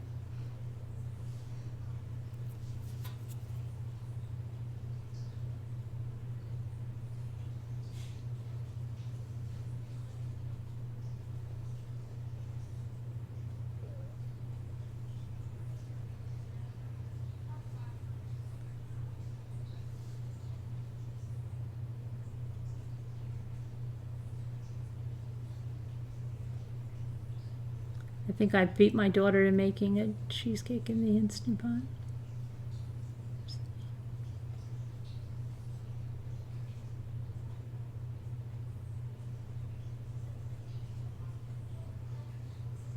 Okay, hang on, I'm going to show it to you.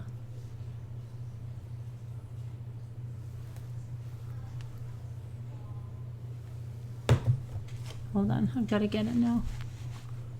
Off Instagram.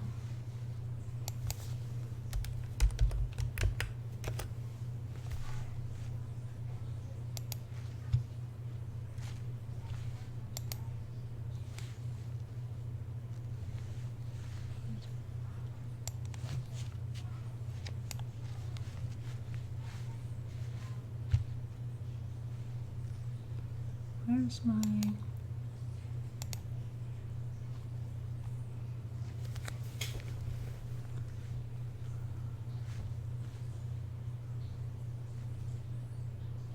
Yeah, I just put berries on top. It has a topping on it. You can also put fresh whipped cream, and I bought both. I think the next one I'll try the whipped cream or something, but this was a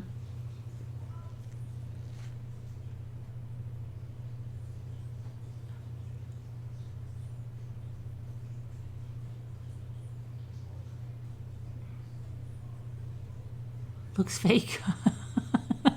It's not. It's not fake.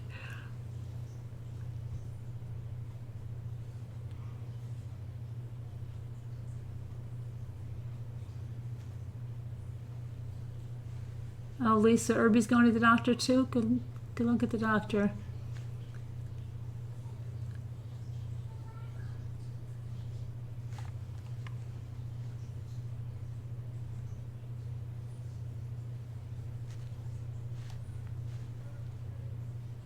And it's so funny because Jimmy usually, like, he fights me on everything chocolate. He's like, let's make a chocolate cheesecake. And I said, no.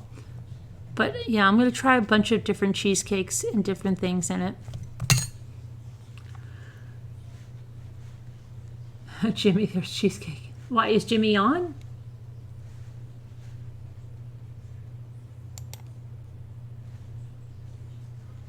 Hold on, let me get rid of that now. Okay.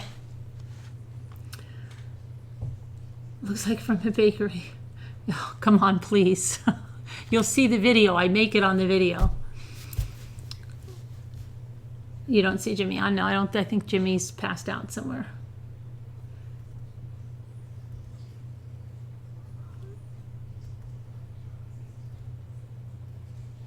You want to start the Chicago Ramblers chapter.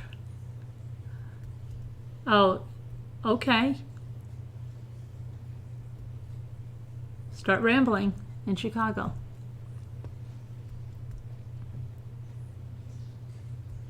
Yeah, but I only had blackberries and strawberries. I was actually going to also make the strawberries and, you know, put a little sugar and saute them and then make it your own. There's a lot of different things I wanted to do, but I just... Key lime cheesecake. That looks like the cheese. Congratulations. Thanks, Danielle. You make cherry pie with pecan crumble and a pumpkin cheesecake, and holy cow, it's amazing. Sounds amazing.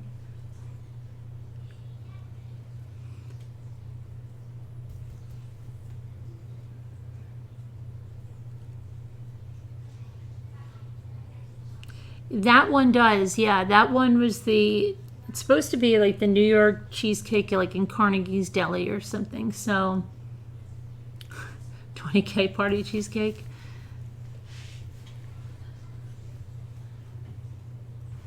You put sugar in it, Serenity, and it's like you just top the cake with it when it's actually when it's warm, and just leave it on there, and then chill everything.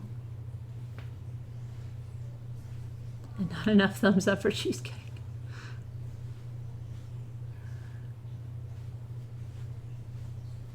But that was a really weird case. And then, did you guys hear about the son of the football player that killed his parents?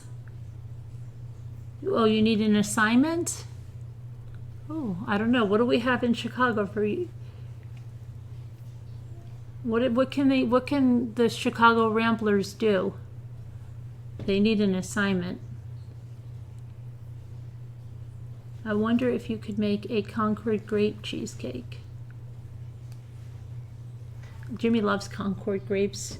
When we were at this one resort, we were in Pennsylvania, they had them just growing wild on like the side of the lake shore. It was amazing. You have enough murders. Make deep dish pizza. Northwest Indiana, actually. They want to do something. I don't know. Are you in Chicago, Janelle?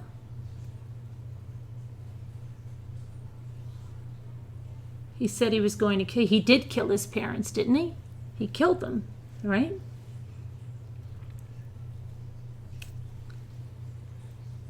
You seriously thought cheesecake was only no bake? Oh no, no, the ones that are no bake, aren't they? Like from the Jello box, a real cheesecake. You bake them, yeah. Go to Ollie's. Do they have one in Chicago?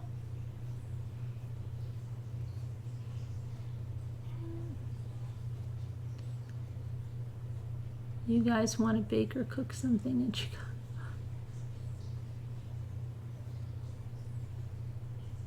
He did, but he was missing in action. You ate like 6 pounds of them today? Were they growing somewhere, or did you buy them at the store? Are you on your way home yet? Did you get home? You have them growing on your farm? My daughter just had cotton candy grapes for the first time. They are so hard to find around here, the cotton candy grapes. She got them at Whole Foods, though, in New York.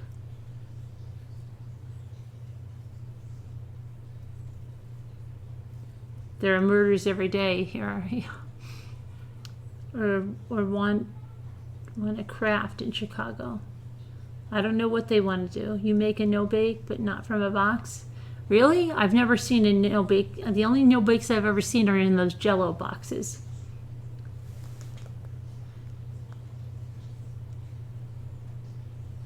Go to Shamburg, IKEA. How many ramblers does it take to put together an IKEA end table? Jeff needs a medal for patience too? Why?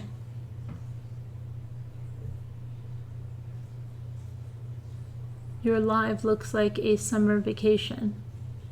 Carolyn, where your live looks like a summer vacation. Carolyn, where your live looks like a summer vacation. Hold on a minute. There's got to be another part of that.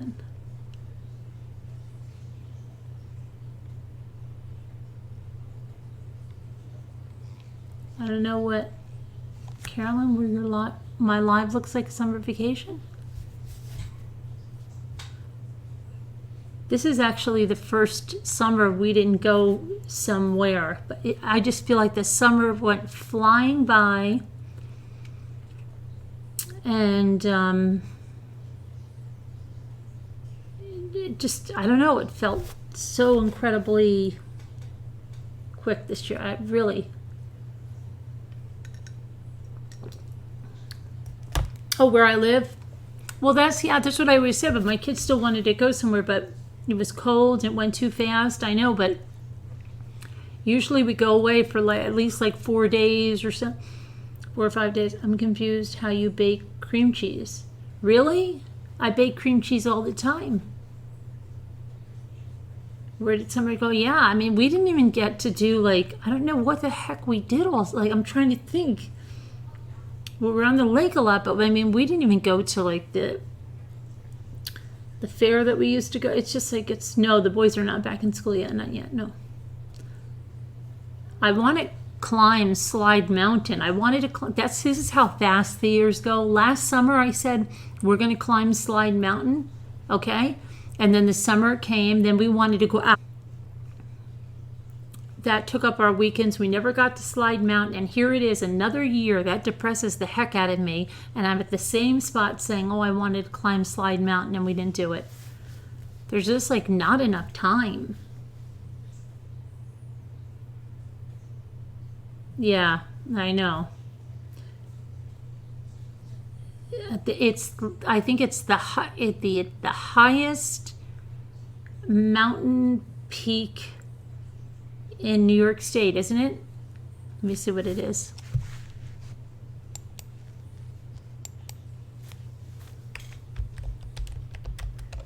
Or this side of the Adirondacks or something like that.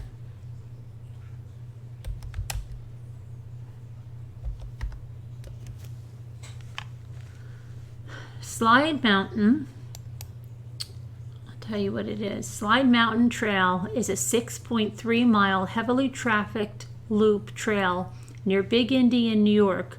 Oh, I got an African gray parrot in Big Indian, New York once. That features a river and is rated as moderate. I forget how I got there, through The trail offers a number of activity options and is best used from January into October. Dogs are also able to use this trail, but must be kept on a leash. A short jog up a 4,000-foot peak in the Catskills and another on your, okay, so, but I think it says, oh, here it is, right? Let me see. Thought there was, that it was the, this is not the one I wanted to see.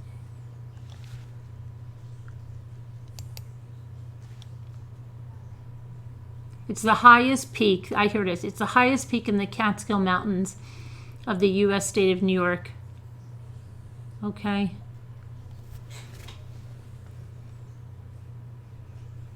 Devil's Path from just below Slide Mountain Summit. The loop, okay. Yeah, people climb it on YouTube. I really wanted to do that even last year and do it. I've climbed Whiteface. All right, where am I now? I've got to get back to the chat.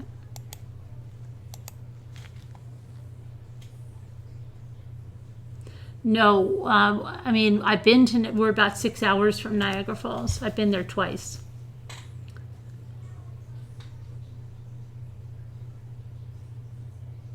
You're buffering? My stuff looks good here. Thought it was my phone. I don't know why you're lagging, Molly Chickadee. I have cream cheese.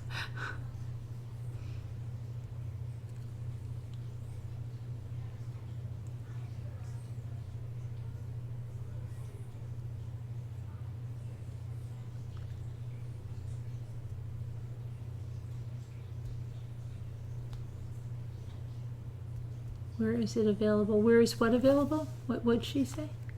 What is it? Carnival Row? What is that? Is that a horror movie? What is that? Did you tell me where you got the grapes from? You grow them?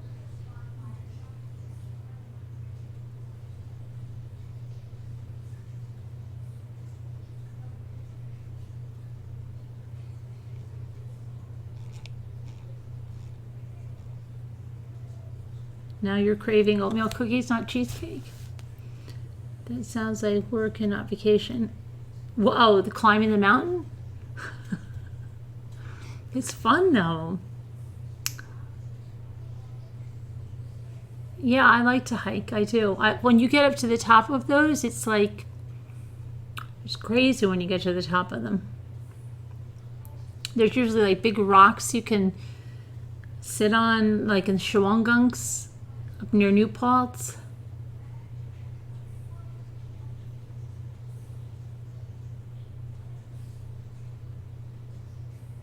Hi, Principessa. Hi, CCs. So, Whiteface was great. I loved Whiteface.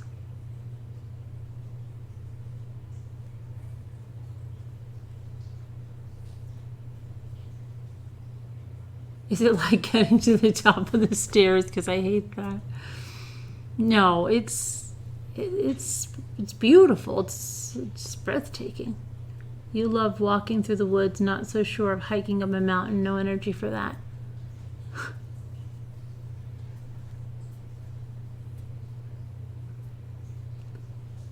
I like to hike until I think about the mountain lions, and then I turn the car around and hit the casinos in the mountains.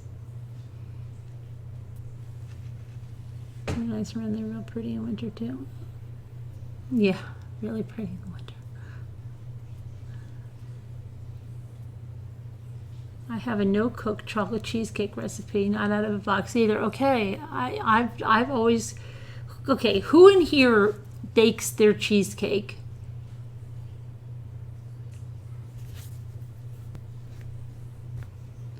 Craving homemade chocolate chip cookies and cheesecake. Me, Danielle, okay. Laura Stewart, okay. All right.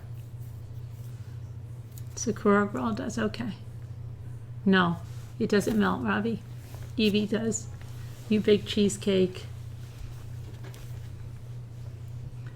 No, but you want to. You do. Okay. I was getting scared for a minute that nobody baked the cheesecake. You found a farmer's market and you bought 10 pounds and you ate till you couldn't eat anymore.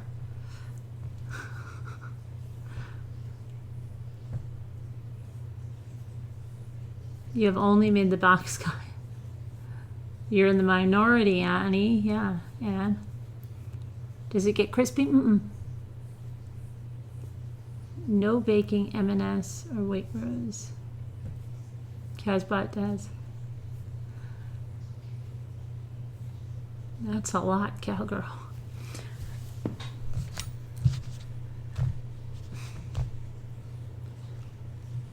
But,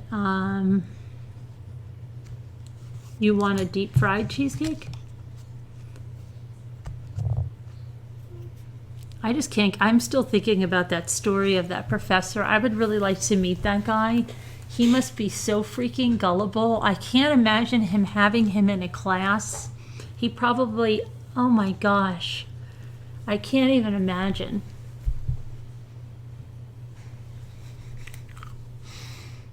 I just thought I was being nice. I thought we could all coexist.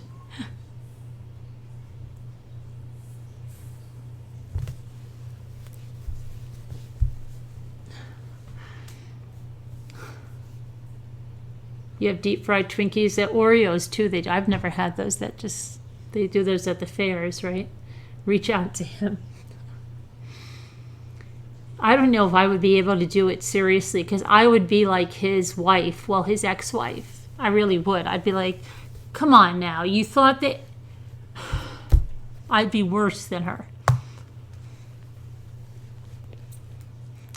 You just think it's yours? You don't want to insult her by asking for a paternity test? There has to be... They moved into our house? Oh, that's great. Oh, you said they were just staging in the driveway with the trucks? Good. And you gave her your computer password. Okay. And your laptop. You gave it to her. And then he was doing this even when he was getting like hostile text from them. Then, oh, everything's fine. And oh, here's my laptop password. And you want to take the laptop for a couple of days? All right.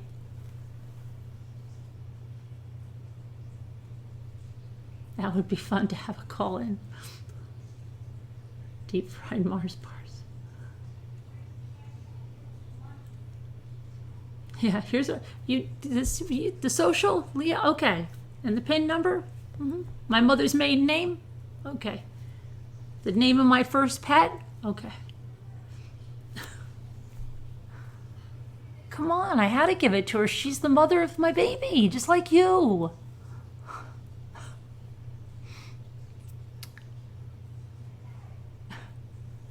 I just can't believe that guy. I know. That's just crazy. The combination for the house? For the security system? Mm-hmm. Yeah, it's right here.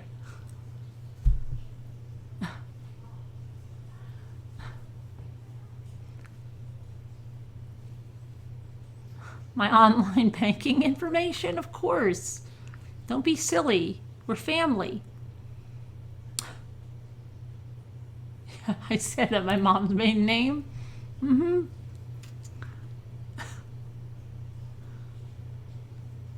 Sign a few blank checks for you? Okay. Just in case you need them. You're not only going to use them for an emergency? All right.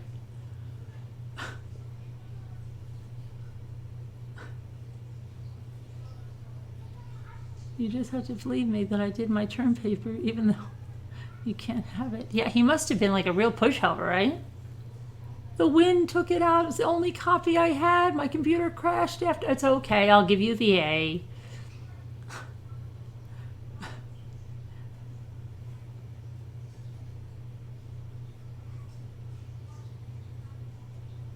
Hey, Pitbull. Chris Vaughn. That is so crazy. I wonder if he ever had the paternity test.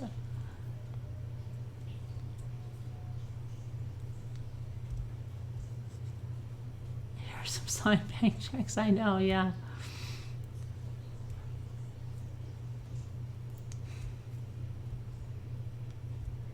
Sell the car to you for $1?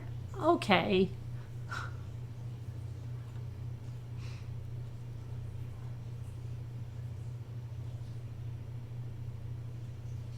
So crazy.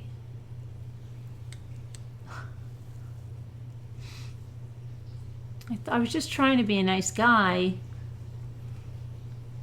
Got myself into a situation. I was trying to do the best I could. I'd rather be a nice guy than a bastard, okay?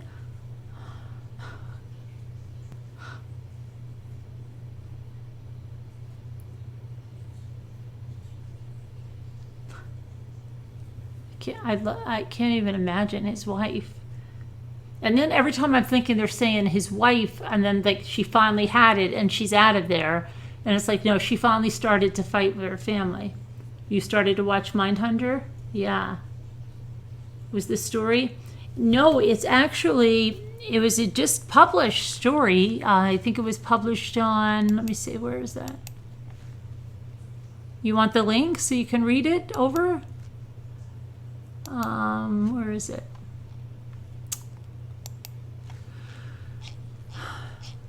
It's called The Harvard Professor and the Paternity Trap.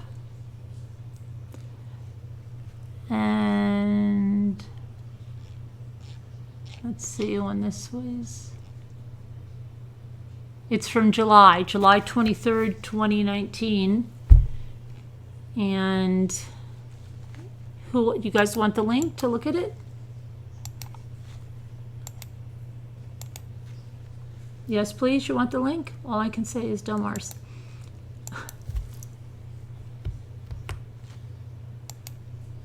There you go. So I guess he thought she had integrity. How wrong was he? I usually make it a dip. Oh, that's, yeah, you could use that, yeah. You recently watched a program about African romance scams. Some idiot paid out $280 few months and he thought nothing. Really? Where'd you watch that? Oh, the ASMR with the rain or stuff. There's a squirrel in there too that.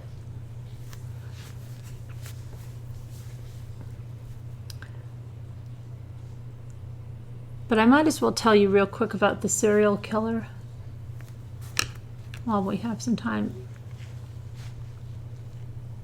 But it's on, you watched it on Amazon Prime, the one with the carnival sideshow Bob? Dr. Phil has South African scammers too. All right, let's see this other one. The FBI managed to keep this serial killer under wraps, but a chilling new book reveals all. For 14 years, Israel Keys crisscrossed the country, committing a series of monstrous and completely random rapes and murders. His methods defied the FBI's understanding of the traditional serial killer profile. He preyed on men and women, young and old, in broad daylight and under the cover of darkness, with the aid of kill kits he stashed in different states, sometimes years in advance of a crime. Hang on, let me get you his picture.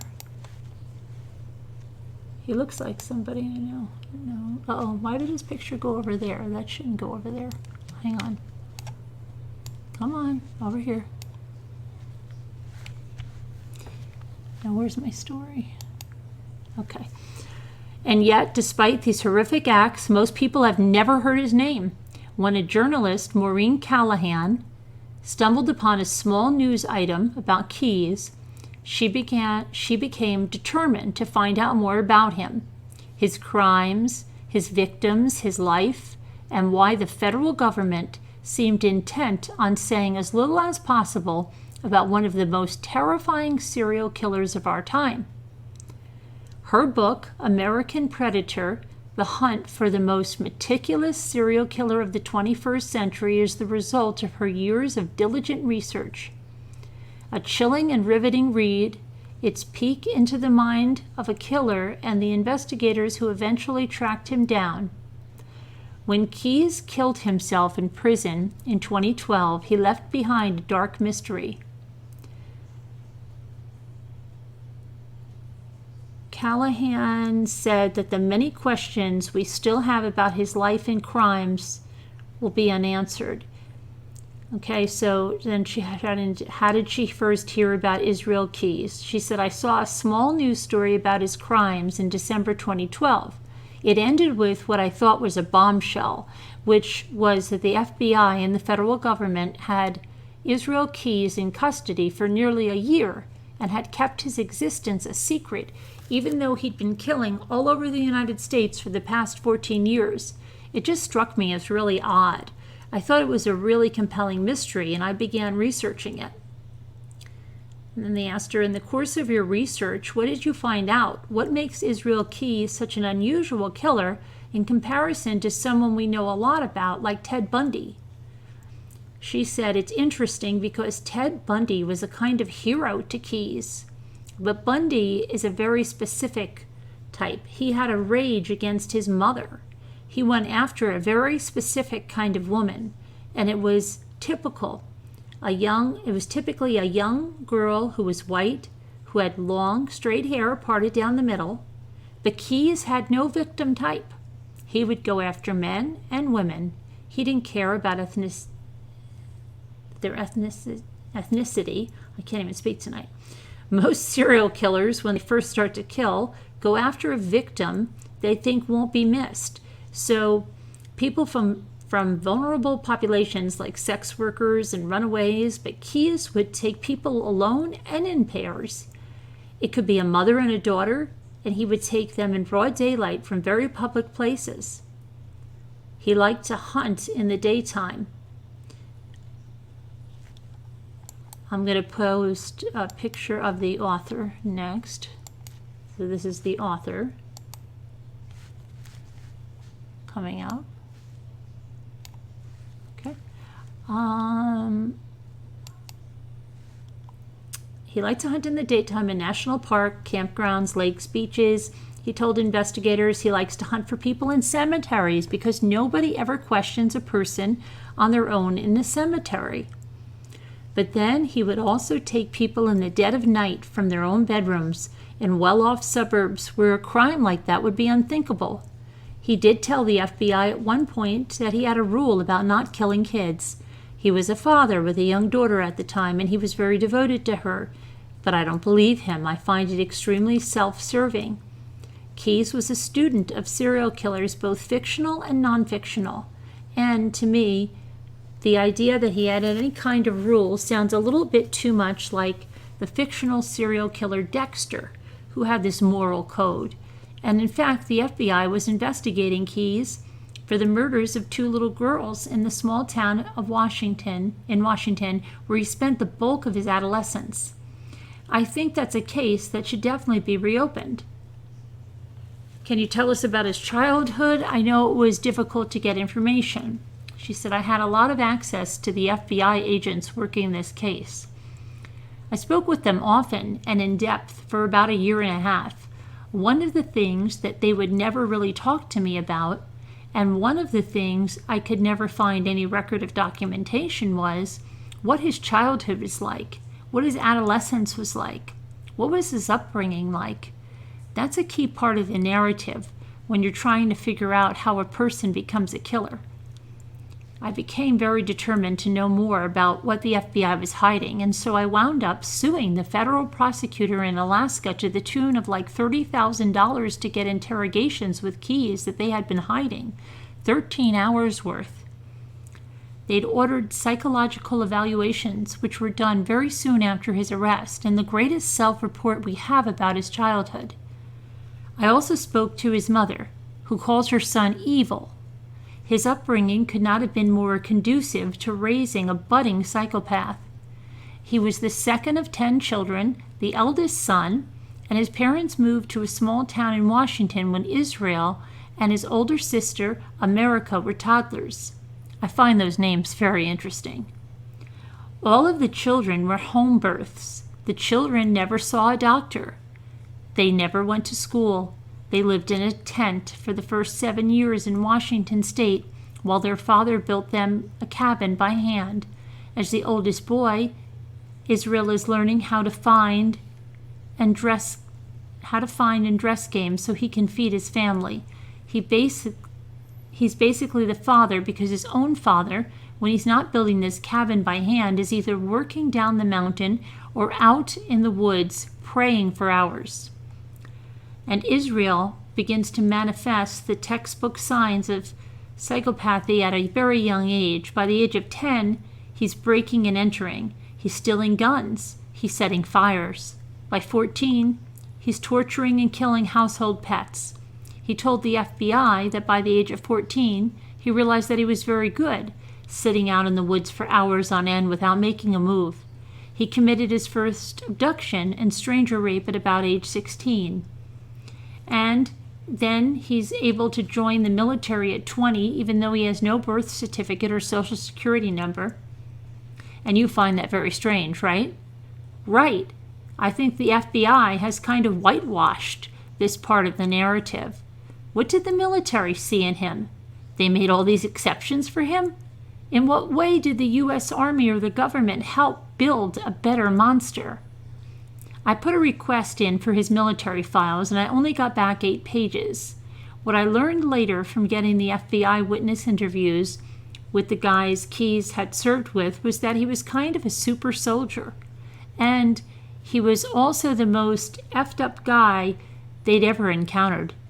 He scared the shite out of them.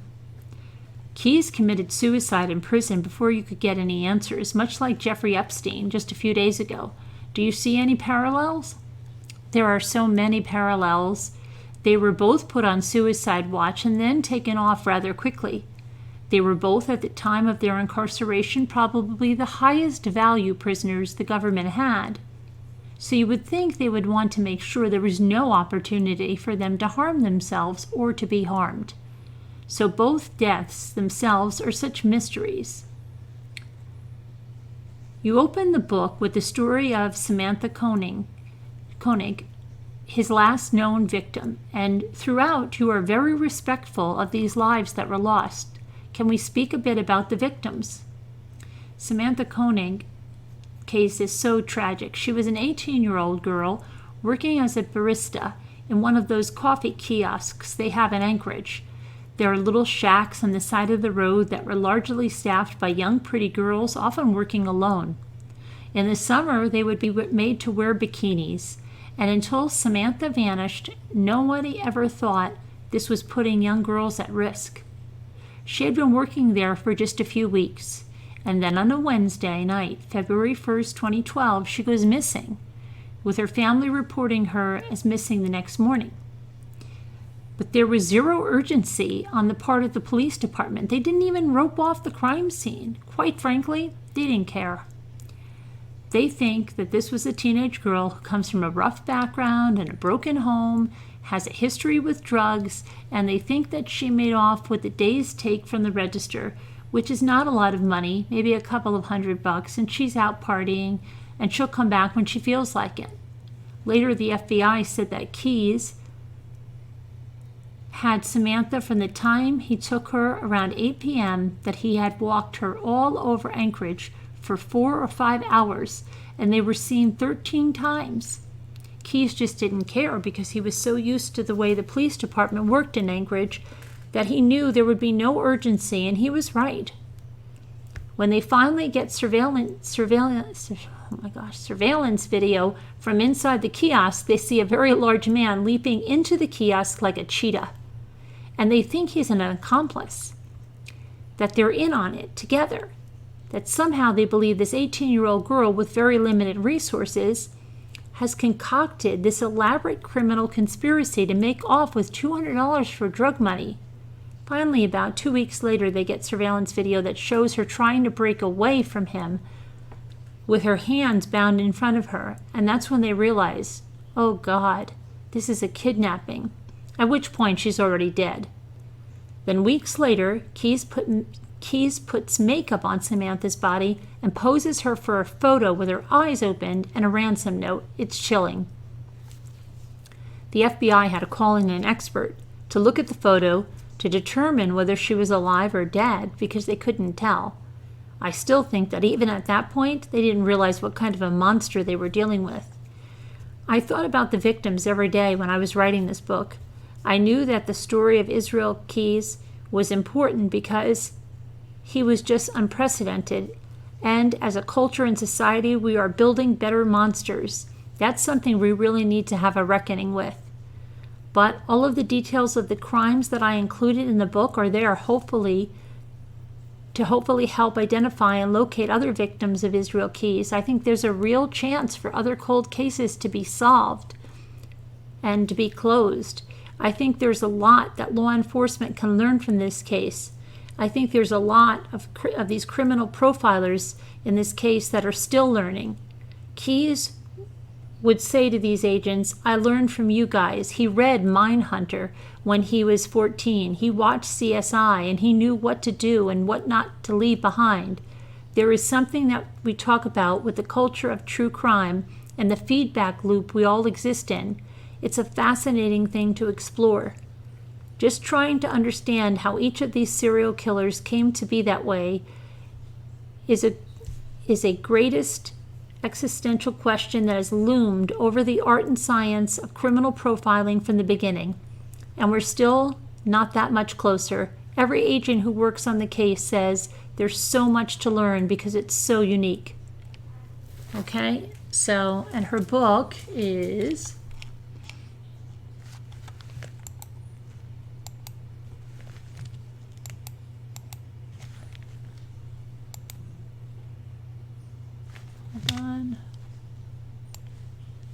Come on.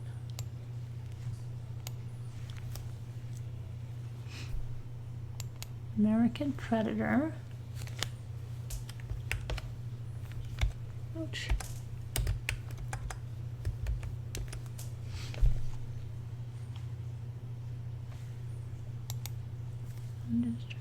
Hang on one sec, I'll be right.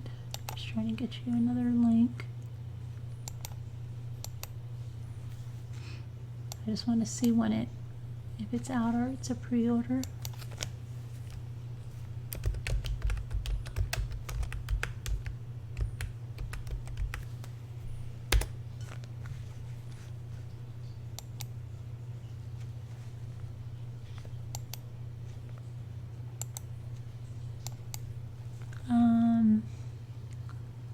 Yeah, it looks like it's out now.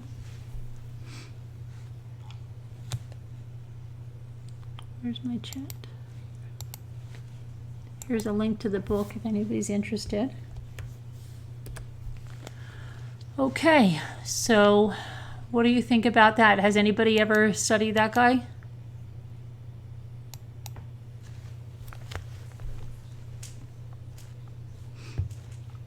Thanks, Janelle.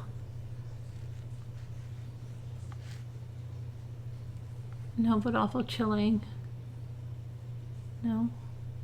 I've heard Israel Keyes. Hi, Teresa. But another woman, right? And they say the women are interested in the true crime.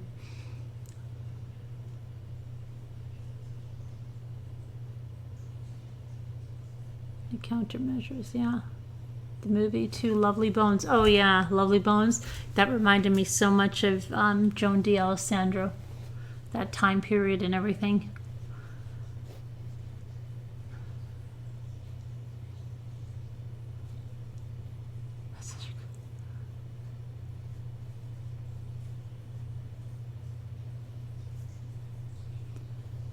You've heard, yeah, Karen McKenna.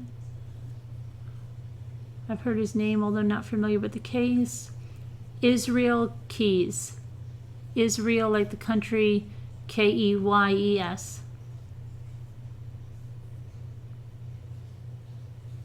Is it raining there? No, that's the turtle tank.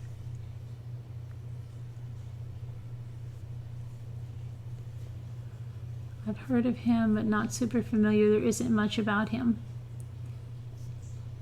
You saw the security camera footage, and there's no reason for them to think she's involved at all. It was a ridiculous thought. You're welcome, Sonny.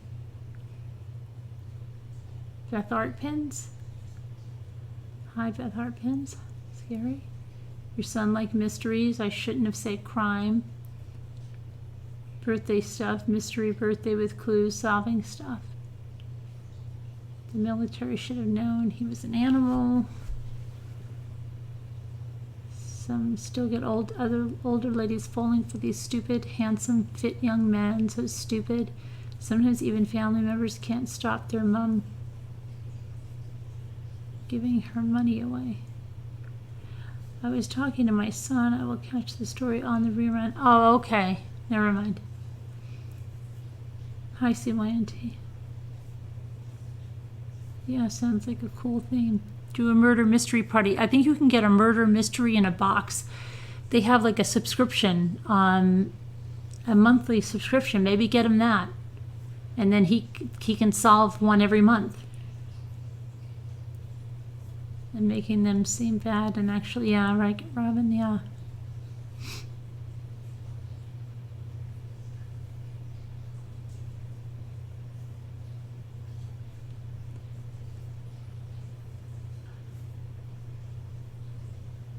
Hi, lovies.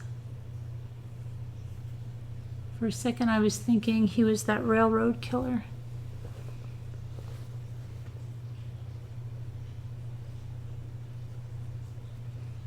When I study some of these serial killers, one thing I've noticed that they all seem to have something that protects them.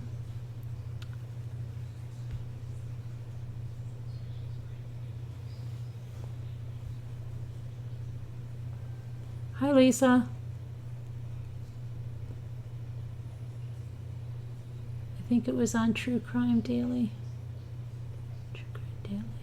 Yeah, I don't know. Do we know who the oldest and youngest victims would be? Interesting to see because he went after everyone. Yeah, I don't know. I didn't, not in that, but I'm sure in the book she has it. Did you see the napkins I got, Lisa? You think those would be good for decoupage? I'm nervous with napkins. They seem like they rip so easily. Look at my Dollar Tree haul. You sent the invitations in code. They had to be put in the mirror. It was a long time ago. I'm sure they have cool ones out now. Yeah, did you hear about the murder mystery box? Maybe that. Sold her home, spent her whole savings on one of those scam artists willing to give him everything. So sad. Napkins are the best for decoupage. I like fabric because it doesn't rip. I saw the one lady and she was like on the video and she's like, ooh, it ripped. I'm like, oh, it looks so like, it didn't look relaxing. When you have fabric, it's so great.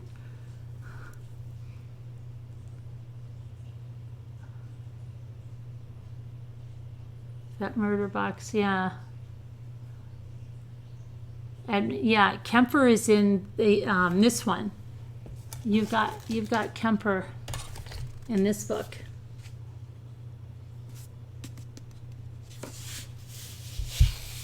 He did more than do that. He did stuff to their heads, including his mother's, which was really disgustingly gross and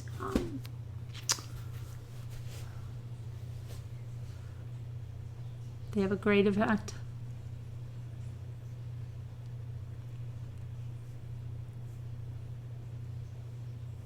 Night. Good night. You're welcome, cowgirl. Take it easy on the grapes. There's only 4 pounds left. Save some for tomorrow. He had bad mommy issues, yeah. You're going to cut up your old clothes that have designs on them? Well, you go gentle. I use saran wrap to handle the napkin. See, but that sounds like that would make me like a wreck with my anxiety. Like it's like, oh gosh, and then you get to the end and it rips or something. I saw this lady and then she was like, just like, oh, it'll be fine. I don't know. You think you're going to jump on that? I can't. I have a laser near my eyes. Laser is not coming near my eyes. You're typing in the dark so you won't wake your husband. Okay. He seems like a teddy bear when he's interviewed. You can see why people trusted him. It's the polite ones you have to watch.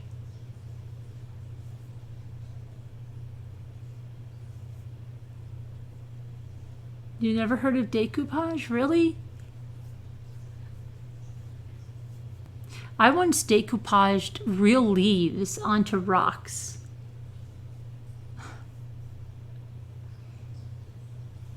You would like to try decoupage? I think my mom did a long time ago. I have a few different craft ideas. Oh, Lisa, did you get my message about getting the picture of that pineapple?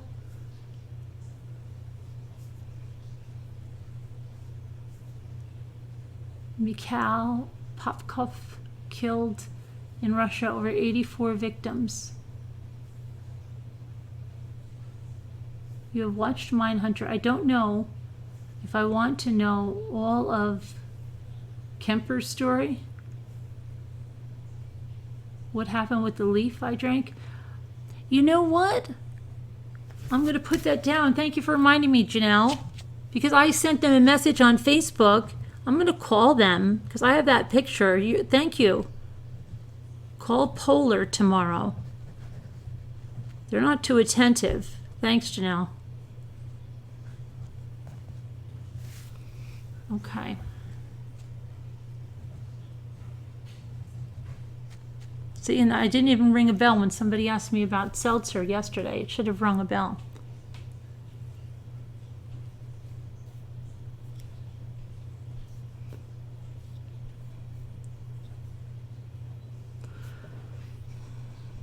I'm working on the pineapple cheese. Oh, okay, good. I didn't know if you heard me because I think I just gave you like a shout out yesterday, you know.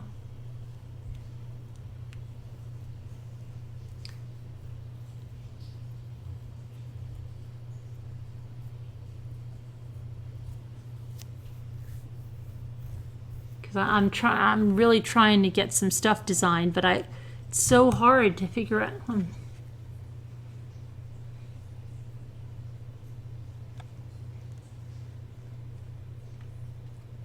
Decoupage, yeah, we use Mod Podge, or some people make their own Mod Podge, and you're watching on the replay. Okay, good.